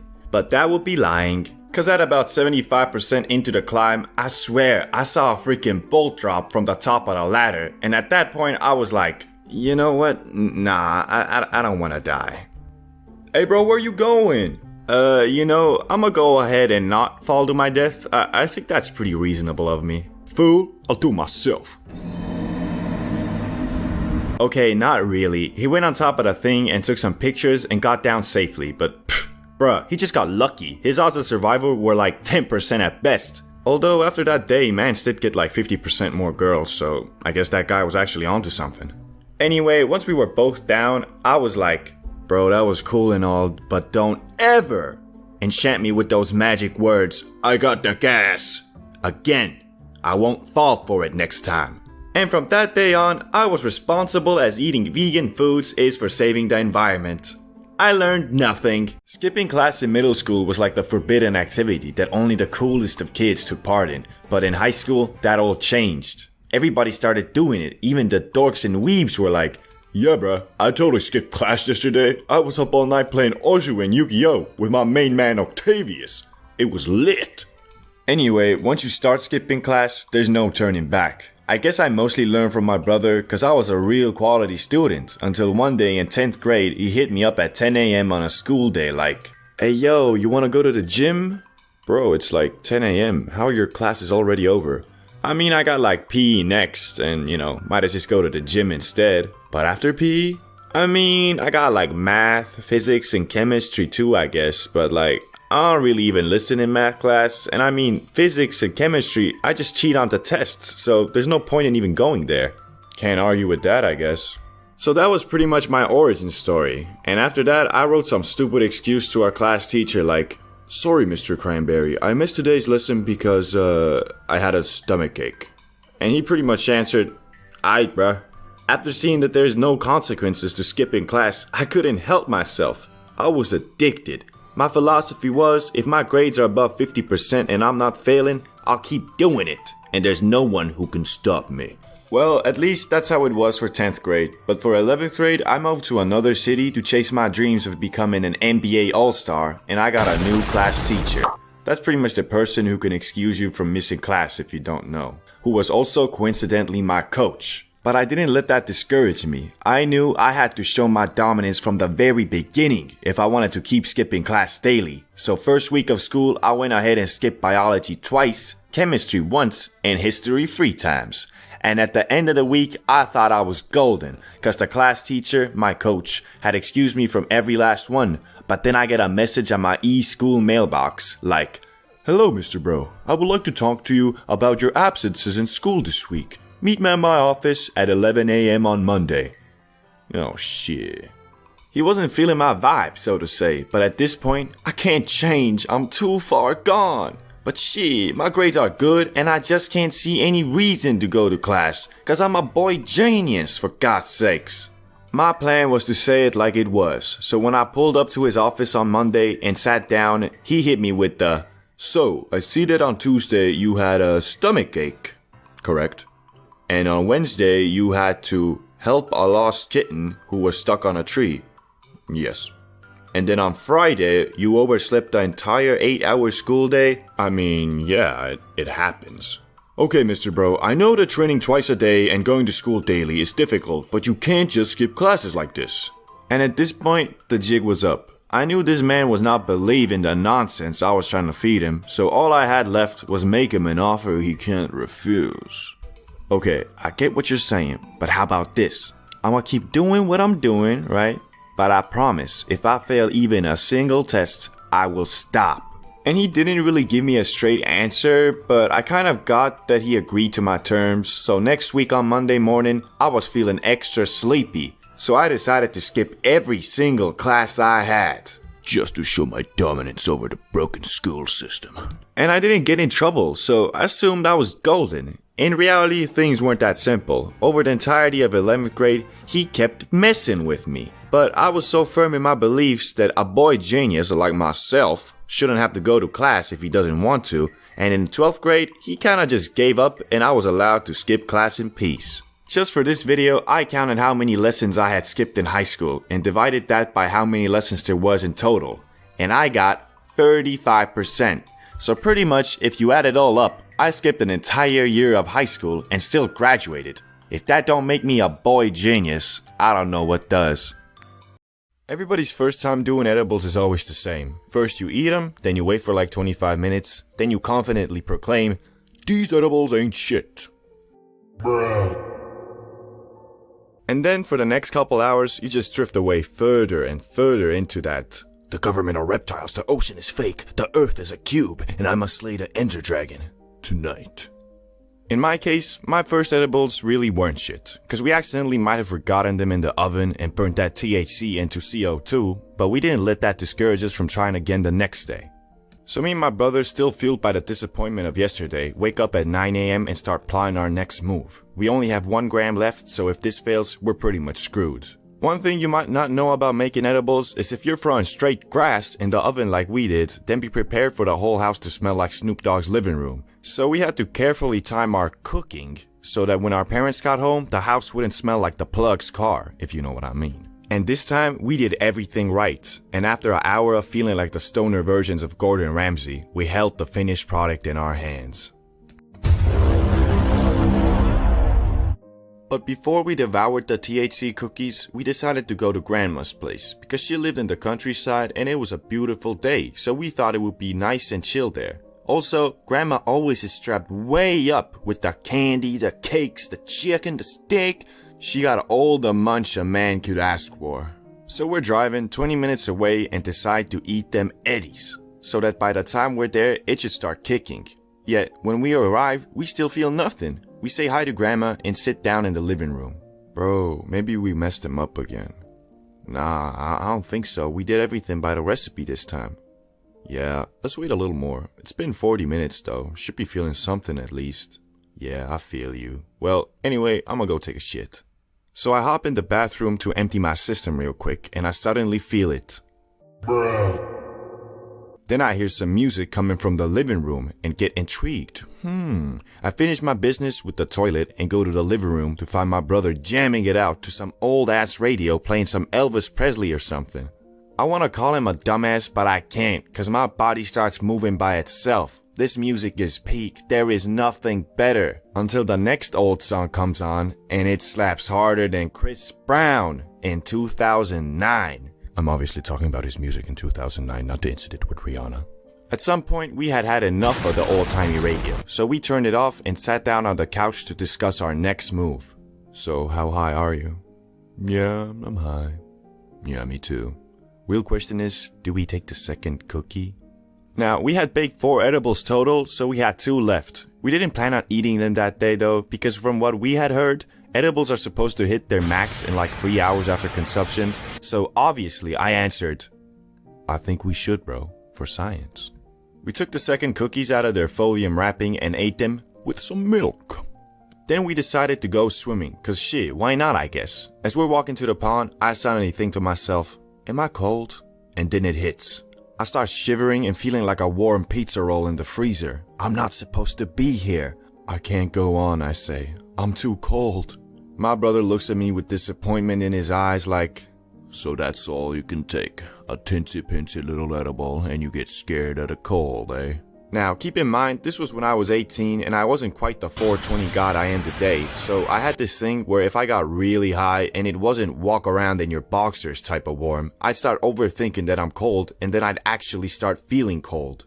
But I said to myself, no, I won't let these edibles control me. And I decided to push through the unwavering cold and fight my inner demons at the little pond over there. So we pull up to the pond and it's time to go swimming. And it wasn't that bad actually. The water was pretty warm, and once I got used to it, I stopped shivering. So pretty much the edibles had cured my crippling fear of the cold. We start walking back to the house, and so far I thought I was suited to the max, but then the second eddy kicks. And bro, this was the high I had read about but never believed in. It was psychedelic. My vision was crazy, like everything was 30 FPS and I could see an after image of my hand when I moved it. So at this point, there was no way I was doing anything else, so we went upstairs to our room and just started doing the randomest stuff, like inspecting objects, looking at the ceiling, munching. But the one thing I did that I don't recommend doing at this stage was looking in the damn mirror. It was crazy. I was not moving in sync with myself, and I felt like the mirror version of me was from the other side, like Stranger Things or some shit. After like 30 minutes of doing things, we got really tired. Just standing up and functioning had become an immeasurably difficult task. So even though it was only 9 PM, we decided to call it a day. But I couldn't sleep. These two monster cookies got me overthinking everything. Laying on the bed, eyes wide open like, bro, what if that really was the Stranger Things version of me? What if he's waiting for me to fall asleep? I don't want to go to the shitty other side. I don't know any plugs there. Where am I gonna get my weed? And when I finally did try to close my eyes, I started tripping way out. Half asleep, half awake, seeing these vivid dreams. Thankfully, at some point I did fall asleep. And not just any sleep. I went into freaking hibernation, cause I was out cold for a calm 16 hours. So I'd say lesson of the story is, if it's your first time doing edibles, wait like at least 2 hours before you proclaim the classic, these edibles ain't shit. I think we've all been to a carnival at least once in our lives. They are usually very, well, fun is the wrong word to describe it. I'd say interesting, I guess. So when my main man Salamander hit me up a couple years back and was like, hey yo bro, have you been to the town square? It's that time of year again. What time of year? New Year's a ways away, bruh. Nah, bruh, even better. What could be better than New Year's Eve? Bro, the carnival. The carnival? Yeah, man, the carnival. That's kinda gay, bruh. Man, shut up, fool. You just mad cause you ain't got no hoes. You ain't got no hoes either, man. What about that girl at the party last week?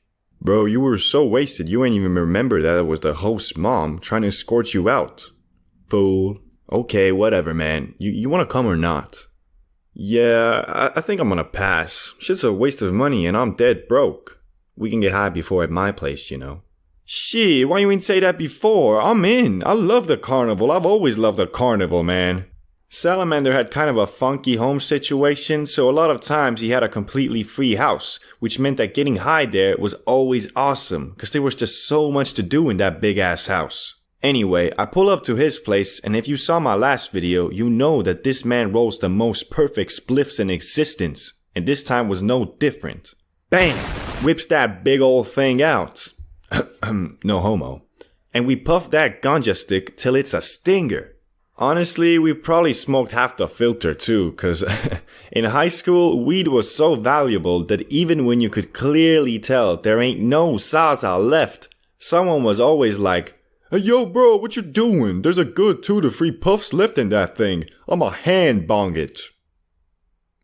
All you, bro. All you. Anyway, we get zoinked and I'm honestly feeling good. Like I ain't smoked too much nor too little, but just right. For now. We start walking to the carnival and I'm starting to get more high. But I know that's just cause I ain't laying on the couch eating Oreos no more and I'm actually outside embarking on a quest with my guide Salamander. So we get to the carnival and man, this place ain't what it used to be. I guess that's probably cause all of the animal right movements and stuff, but it looks like a retirement home for washed up circus clowns. Speaking of clowns, there was obviously also a circus show that was gonna be happening soon, so we went ahead and bought some cotton candy and popcorn and sat down waiting for it to start. Hey, it's starting bro, check it out, this finna be fire. And the way mans was hyping it up, I couldn't help but get a little excited too, cause after all, I do have some great memories of circus shows from when I was a kid, and as we all know, there ain't no better combo than Kush and nostalgia. Except for maybe Kush and Twinkies. Anyway, they start announcing the show. Ladies and gentlemen, what you have all been waiting for, the tamer of lions, the conqueror of the jungle, the one and only, Magistro! Bruh, who the fuck is that guy? Man looks like Joe Biden's less successful brother. Shit, man, you right. I might have overhyped the carnival a bit, I guess. You wanna leave? Nah, bro, it's alright. This finna be funny as hell. Maybe I'll even do a flip. Now, there are two ways something can be entertaining. Either it's well thought out and executed, or it's a complete disaster and so bad that it's good. And this carnival show was the latter. We were sat there laughing like maniacs from how much they hyped this man Magistro up on everything he did and how anticlimactic it all turned out to be. Even though it did hurt to watch my childhood memories of lions jumping through fire hoops and acrobats doing quadruple backflips whilst riding on a horse destroyed by the one and only Magistro, it was still funny as fuck. Getting high in school was always memorable, cause you knew at any moment things could go south. But that's what made it awesome, always on the edge of your seat mentally and physically. A couple years ago in high school, me and some friends decided to smoke up before the easiest and chillest class there was, art class. And the way our schedule was, that day we were supposed to be in that class from 10 to 12:30, so we figured it was a golden opportunity to smoke up without any paranoia. Cause man, I swear that teacher was a bot. He gave zero fucks about everything and everyone, meaning you could do whatever you want as long as your test results were aight. And you know your boy was rocking straight A's. Well, maybe not A's, but like, shit, 50% or more on every test. Usually it was exactly 50%, but that's besides the point, fool. For context, so you understand how chill this class really was, it was a normal occurrence for students to literally order food in the middle of class and then be like, "Hey, Mr. Cranberry, can I go to the bathroom real quick?" "Yeah, sure, but just be back before, I don't know, whatever, just come back." Then bang, man walks back into class, 2 pizzas in one hand and a grocery bag in the other. Goes to his seat, and mind, the way this class was built, it was like 3 times 3 tables and chairs, so I'm just watching as these dudes are having a full 2-course dinner with dessert in the middle of class, and my man Mr. Cranberry just doesn't give a fuck whatsoever. Now that you understand what we are dealing with, we can move on to the smoke sesh. So first period is over, we have 20 minutes to get zoink, and that is just what we do. Pretty much all 4 of us, me, Salamander, Branko, and Tommy, had financed this fine zaza, and Salamander, as the most experienced of the group, was charged with the sacred job of rolling the spliff. We get to our smoke spot, and this man Salamander pulls out the most cartoonishly perfect joint I have ever seen. My man must have been up all night making blueprints, researching, testing rolling papers to finally bring this Mona Lisa of spliffs into existence. And it's right there in front of us, waiting to be consumed. And that's exactly what we did. We had bought an entire gram, and even though there was 4 of us, we were still complete noobs. I mean, Salamander had smoked like 5 times before, so 0.25 grams each, even though I didn't know it at the time, was a lot for us. Anyway, we all get absolutely wasted off this one big ass spliff, and not gonna lie, all that tough guy, "Nah man, I ain't scared, I've smoked before," vanished instantly. We were a bunch of tweakers. "Hey dudes, I don't know if I can do this. I feel like I'm in 3rd person right now and it's freaking me out." But our boy Salamander was the only one of us to stay even a little calm. Not gonna lie, I'm low-key tweaking right now too. But all we gotta do is get to the classroom. Mr. Cranberry is literally a bot. We know this. Get to the class and it's smooth sailing from there. We can play Call of Duty Mobile or some shit on our phones the entire time. Doesn't that sound cool as fuck? Yeah, man, you're right. Of course I am, fool.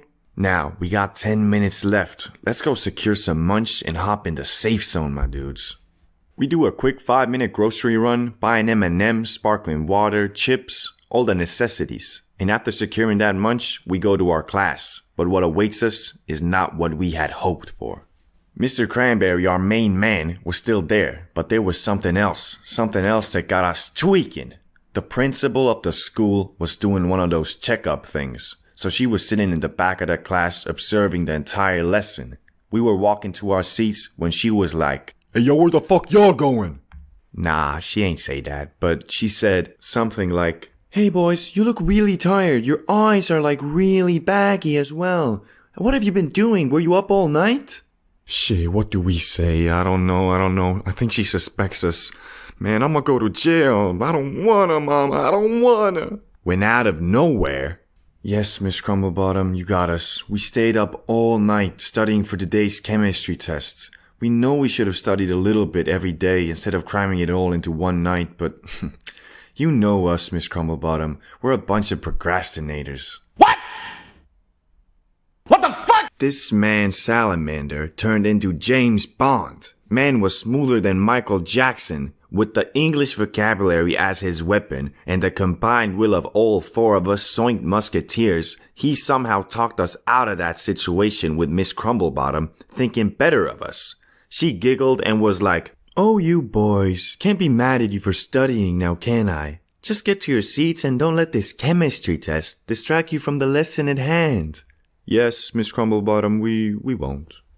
"Bro, you're a fucking wizard." If it wasn't for the MVP Salamander, we'd all be on the floor having a panic attack right now. But there's still more to do. Because of the principal, our boy Mr. Cranberry is sweating his balls off trying to act like a serious teacher. Mans gave us a worksheet. A goddamn worksheet. In all my 1.5 years of this teacher's class, I ain't never gotten no worksheet. In 20 minutes, we'll start reading the answers out loud, starting from that table there. Ah, shit. We're baked out of our minds, and now we gotta fill this damn worksheet and read it out loud. Things ain't looking good, but we come up with a plan. We was gonna split the work, so each of us had to answer just 2 questions instead of 8. So 20 minutes goes by, and the time comes to say our answers out loud. Cubism is an art form originally derived from, The Crisis of the Decepticons and Optimus Prime. Mr. Bro, is this a joke? That answer makes no sense. I'm sorry, Mr. Cranberry. I must have answered the wrong questions. Okay. Everybody at your table has the wrong answers then? I believe so. I think so. Okay, let's move on to the next table then. We were able to act normal enough for the first part of this lesson, and once the bell rang, we bolted out the room to have an emergency meeting. Boys, what do we do? I don't know, man. Should we just go home? Nah, the principal there. We can't just go home. Okay. All we gotta do is survive for one more period and we're good. We did it once already. We can do it again. You're right, bro. Let's do this. Then bang!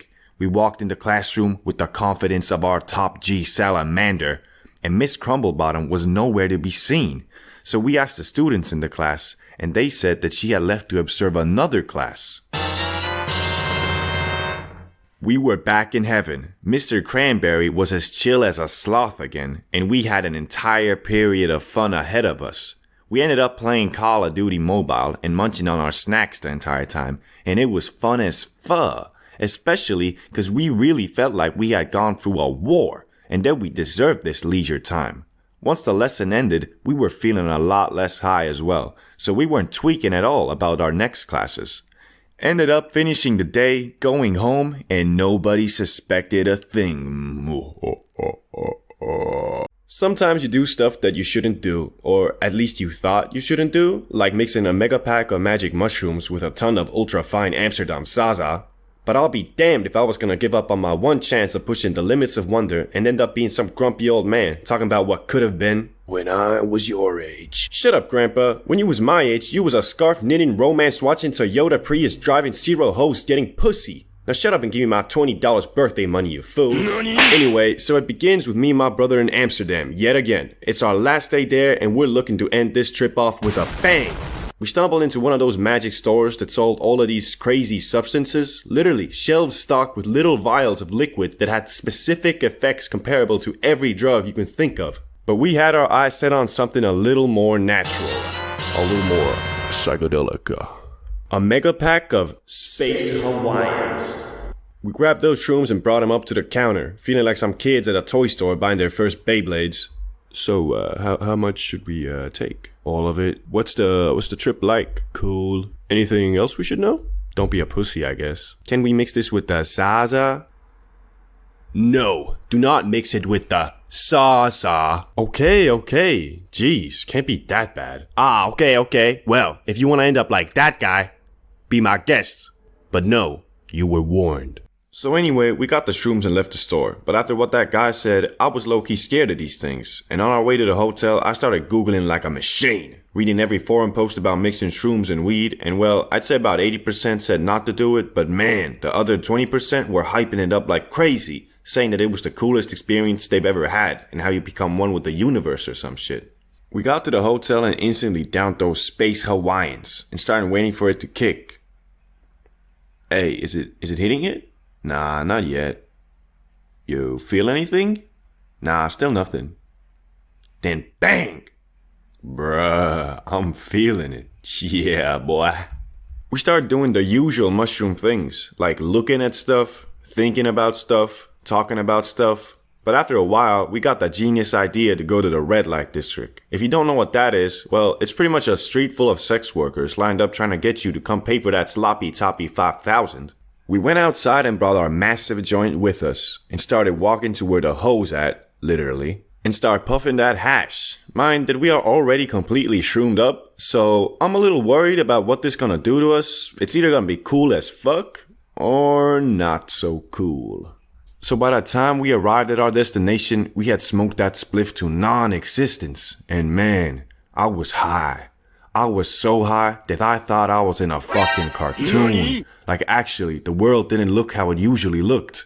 I felt like me and my brother were pretty much aliens walking among these local people trying to fit in. The building seemed tilted and people's faces were blurry to me. But thankfully that didn't freak me out because I was just so amazed of how goddamn soinked I was.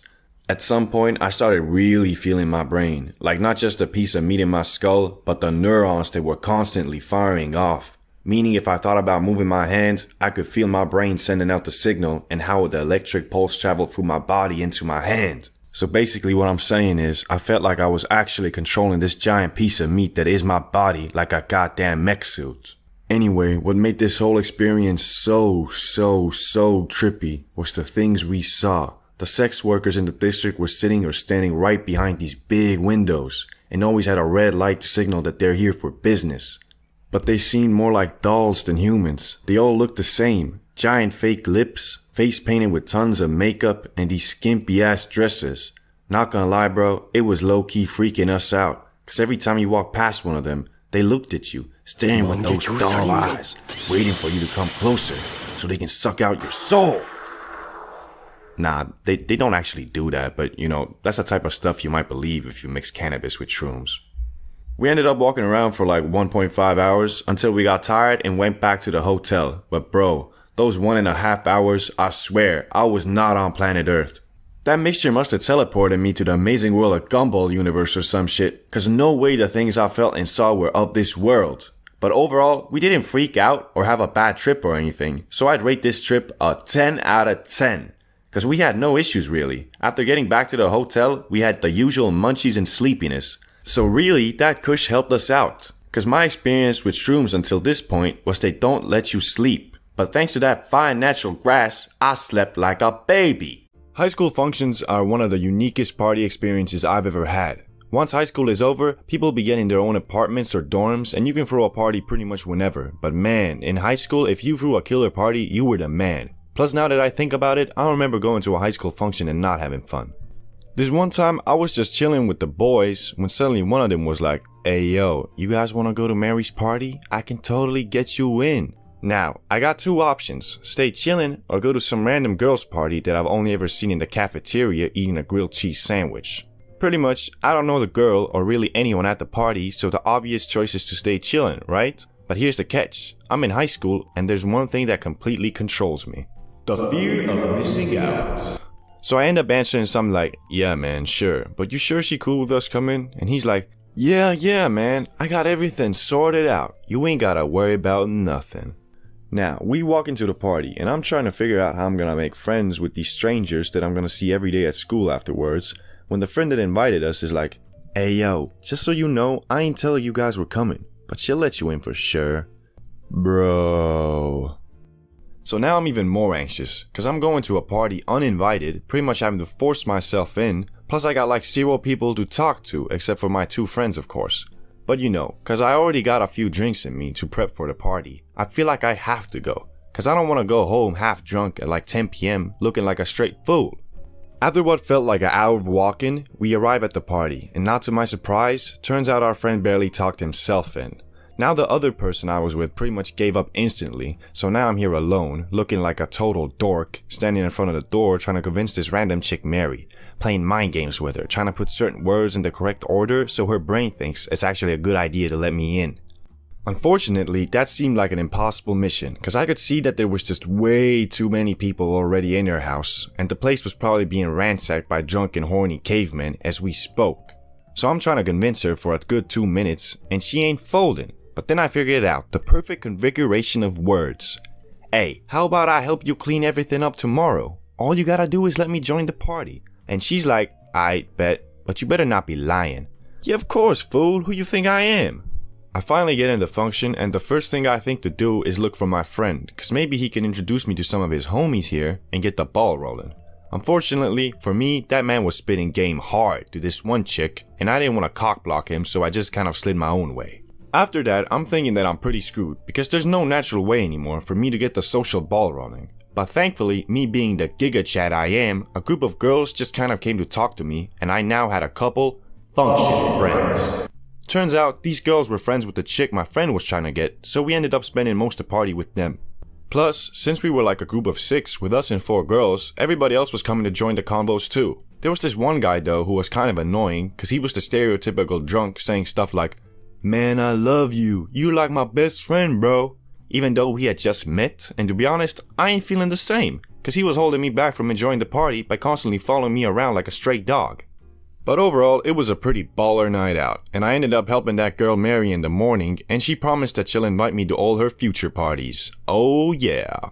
Really happy I didn't bail out instantly like the other guy who just went home half drunk and missed out on a great high school function. Hey, so that was the video. I got a lot more of these types of stories, so if you like them, I'll for sure make more. Anyway, see you in the next one where I talk about the best activities to do while baked. I think everyone here has thought about going to an amusement park high, because it just seems like the perfect mix of thrills and exploration. But what was holding me back from going for a long time was that I was scared of there being some sweaty employee who would call the SWAT team on me or something for having too much fun. Thankfully, I went on a trip to the Netherlands with my brother this summer, and you know your boy wouldn't let the golden opportunity of getting Zooted at an amusement park without any paranoia fly by, so we went, and man, it did not disappoint. It all started with us buying a pack of monkey balls, which were the strongest edibles they sold at the shop. I don't remember exactly the THC levels or whatnot, but the guy at the register said to eat one if we wanted to get totally bedoozled. Now, we drive in 30 minutes away from the theme park and decide to down one each so we can be baked by the time we're there. 30 minutes goes by, we at the parking lot, and this shit ain't kicking at all. The problem was, we wasn't sure if we allowed to bring him in, so now we got a dilemma. Either we eat one more and risk going insane, or we don't and we risk not getting high enough, and therefore being bummed out the entire time. And well, we ain't no pussies. So we decided, whatever, let's eat the damn second monkey ball. How crazy can it be if it ain't even kicking after 30 minutes? Now we in the park, it's about 50 minutes since the first monkey ball, and it's starting to kick. First ride we went on was the main attraction. It was the biggest in the park and had like a super steep fall, but a damn 40-minute line. And bro, in the time of waiting, I could feel myself slowly but surely crawling deeper into the depths of insanity. We get to the front of the line and we somehow autopilot our way to the roller coaster. At this stage, with my soinked mind, I'm thinking my death is a certainty, cause I'm 6'6" and there was no one there that tall. So I just assumed that the damn railing was gonna be too low for my head at some point and I was gonna get decapitated like a fool. But bro, once the ride started, all those paranoid thoughts disappeared, and they were replaced with pure joy mixed with an adrenaline rush. Hey man, this is it. We're gonna die. This is a damn children's theme park. They haven't taken into account giant baked tourists like us. Hey bruh, I think that might have been the coolest thing I've ever done. After that, I wasn't paranoid no more, and the adrenaline kinda pumped me up. Now we looking at the map trying to figure out where we going next. Problem was, this place was massive, and cause we were baked out of our minds, we ain't understand a damn thing. Hey man, I think we here, right? So we gotta go this direction, and we'll make it to this water, right? I think. Yeah, bro. I think so. Yeah, bro. Where the hell are we? Thankfully, the second monkey ball ain't hitting yet, but man, we were barely functioning already. So we walking around knowing that at some point we were gonna go into undiscovered territories of high, in a foreign country with no one to call and no way home. After an hour of stumbling around, we found the water, I think. But yet again, the wait time was 40 minutes. But ain't no way we backing down now, so we put on our big boy pants and faced the challenge head on. And what a challenge it was. The second monkey ball, well, it was hitting, and it was hitting hard. What made the waiting 20 times worse was that we were standing in line next to this group of teenagers that were acting real weird, looking at us, then whispering to each other, then giggling, that type of stuff. Worst part was, there was no way out of that situation. We couldn't just go a little bit back, cause we sticked out like a sore thumb. Two 6'5" guys with eyes looking like we had just unlocked our Sharingans, talking in our weird gibberish language. They was probably thinking we gonna put him under a genjutsu or something. Thankfully, we somehow survived that hell. Honestly, I think that was the only bad trip I've ever had, cause those damn teenagers kept staring at us and made me feel real paranoid. Unfortunately, the ride was rather forgettable, so I don't remember much about it. But now, I'm gonna talk about the craziest part of the whole experience. Getting stranded in Mushroom Land. If you know anything about amusement parks, you know that they are pretty damn big, and it's quite frustrating to navigate them, especially if you're high AF. Well, in the location we were at, there was a place called Mushroom Land. At least that's what I remember it as. It had 0 rides, just sights and museum type things, so we wanted to avoid it, but somehow we kept on ending up there. The first instance of this was after getting off the second ride. We started walking, not really knowing where we were going, and we stumbled into the land of mushrooms. It was pretty cool at first, I guess, cause it had like these little huts and castles to explore. But bro, it was goddamn endless. You guys know that scene in the Percy Jackson movie where they go to that casino with the intention of staying for a couple minutes but end up being there for like a week? That was pretty much what happened to us. We couldn't get out. Whatever we tried, it felt like we were running in circles. The same shitty statues and weird expeditions came up again and again until 2 hours went by and well over 10,000 steps. In the end, by pure luck, we somehow stumbled on a random ride with a 15-minute wait time, which ended up being one of the best, cause it was like space-themed, trippy, and mixed real well with being high. Anyway, we got off that ride and there's about 1 hour left until the park closes. And honestly, I'm a little pissed off, cause we literally only been on 3 rides in the span of 4 hours. So we running around looking at the map scattered around the park, trying to get on one more ride. But it's really damn hard, cause at this point we are zoinked beyond comprehension, and I can't focus on nothing. Especially on some complicated map. Again, by sheer luck, we ended up finding a ride with a 20-minute wait time, but the park was also closing in 20, so there was a good chance we were gonna wait in line and end up not even getting on the ride. And well, the level of bedoozled we stood there for 10 minutes trying to decide to wait or not. Bro, you wanna go? We could go, I guess. Should we though? I mean, I don't know. Maybe, I don't know. We waited in line and it ended up working out because we got on the ride and out the park on time. The only problem was that we had driven there with a rental car and we were still baked. How baked, you might ask? Well, let's just say we couldn't find our car for an hour, even though the parking lot was pretty much empty, but we just kept on getting distracted by random things. Hey bro, I feel like these bushes are like really well built. Bro, we gotta find the... Okay, you know, there really is something about these bushes that's just really nice. Anyway, once we found the car, we kind of understood that there's no way we're driving back. So we ended up sleeping in the car, and not gonna lie, I slept like a damn baby in that brand spanking new Peugeot. So, have you ever smoked on a night before school or work? Well, I have, a couple times actually. It's usually pretty chill. I wake up in the morning with energy and a good mood, drink some coffee, and yeah, it's great. But this story is about when I was working at a gas station as a summer job. and the one time when I smoked a bit too much and was still baked in the morning. It all started when me and a friend decided to blaze up and watch some YouTuber boxing. I don't remember exactly who was fighting, but because I live in Europe, I had to stay up until 3 a.m. for the match to even begin. So, here we are, pretty baked, it's 2 a.m., the match is gonna start in an hour or so, when my friend has the genius idea to smoke some more, because he wants to be suited for the match. Well, I'm thinking, why not? I got work in like 10 hours or so, that should be enough time to calm down.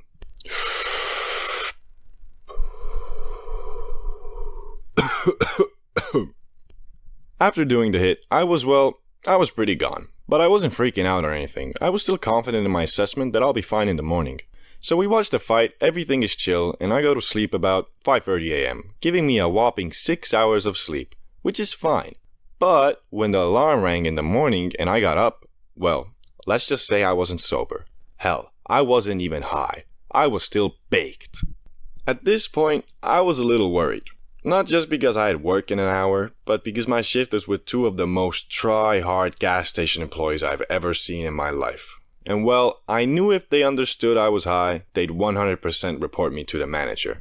Now, I could have just called in sick or something, but to be honest, I didn't really care too much if they fire me, and at the time, with my baked mind, I was low-key feeling like a secret agent on a mission to infiltrate this gas station and gather intel.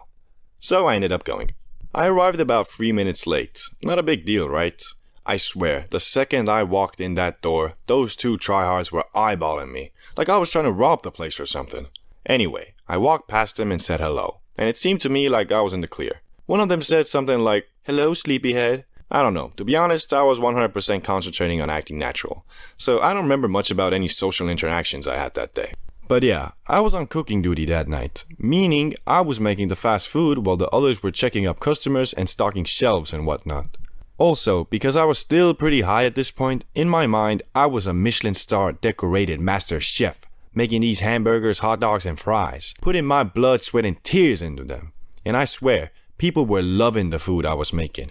I even overheard a girl say to her friend that this tastes better than usual, and not gonna lie, that made me so happy in that moment that my hard work was being noticed. But, as we know, all good things must come to an end. And there I was, having the time of my life, making delicious fast food, when tryhard number 1, the big G, let's call her, says to me that I'm making the food wrong. Pretty much, we had a recipe book that had specific instructions on how to make the food, and well, I was kind of ignoring it a little bit, by putting in, let's say, 50 grams of lettuce instead of 30, Not a big deal, I thought, but I guess it was. So now the big G has effectively taken all the joy from this job. And well, I'm pretty bummed out.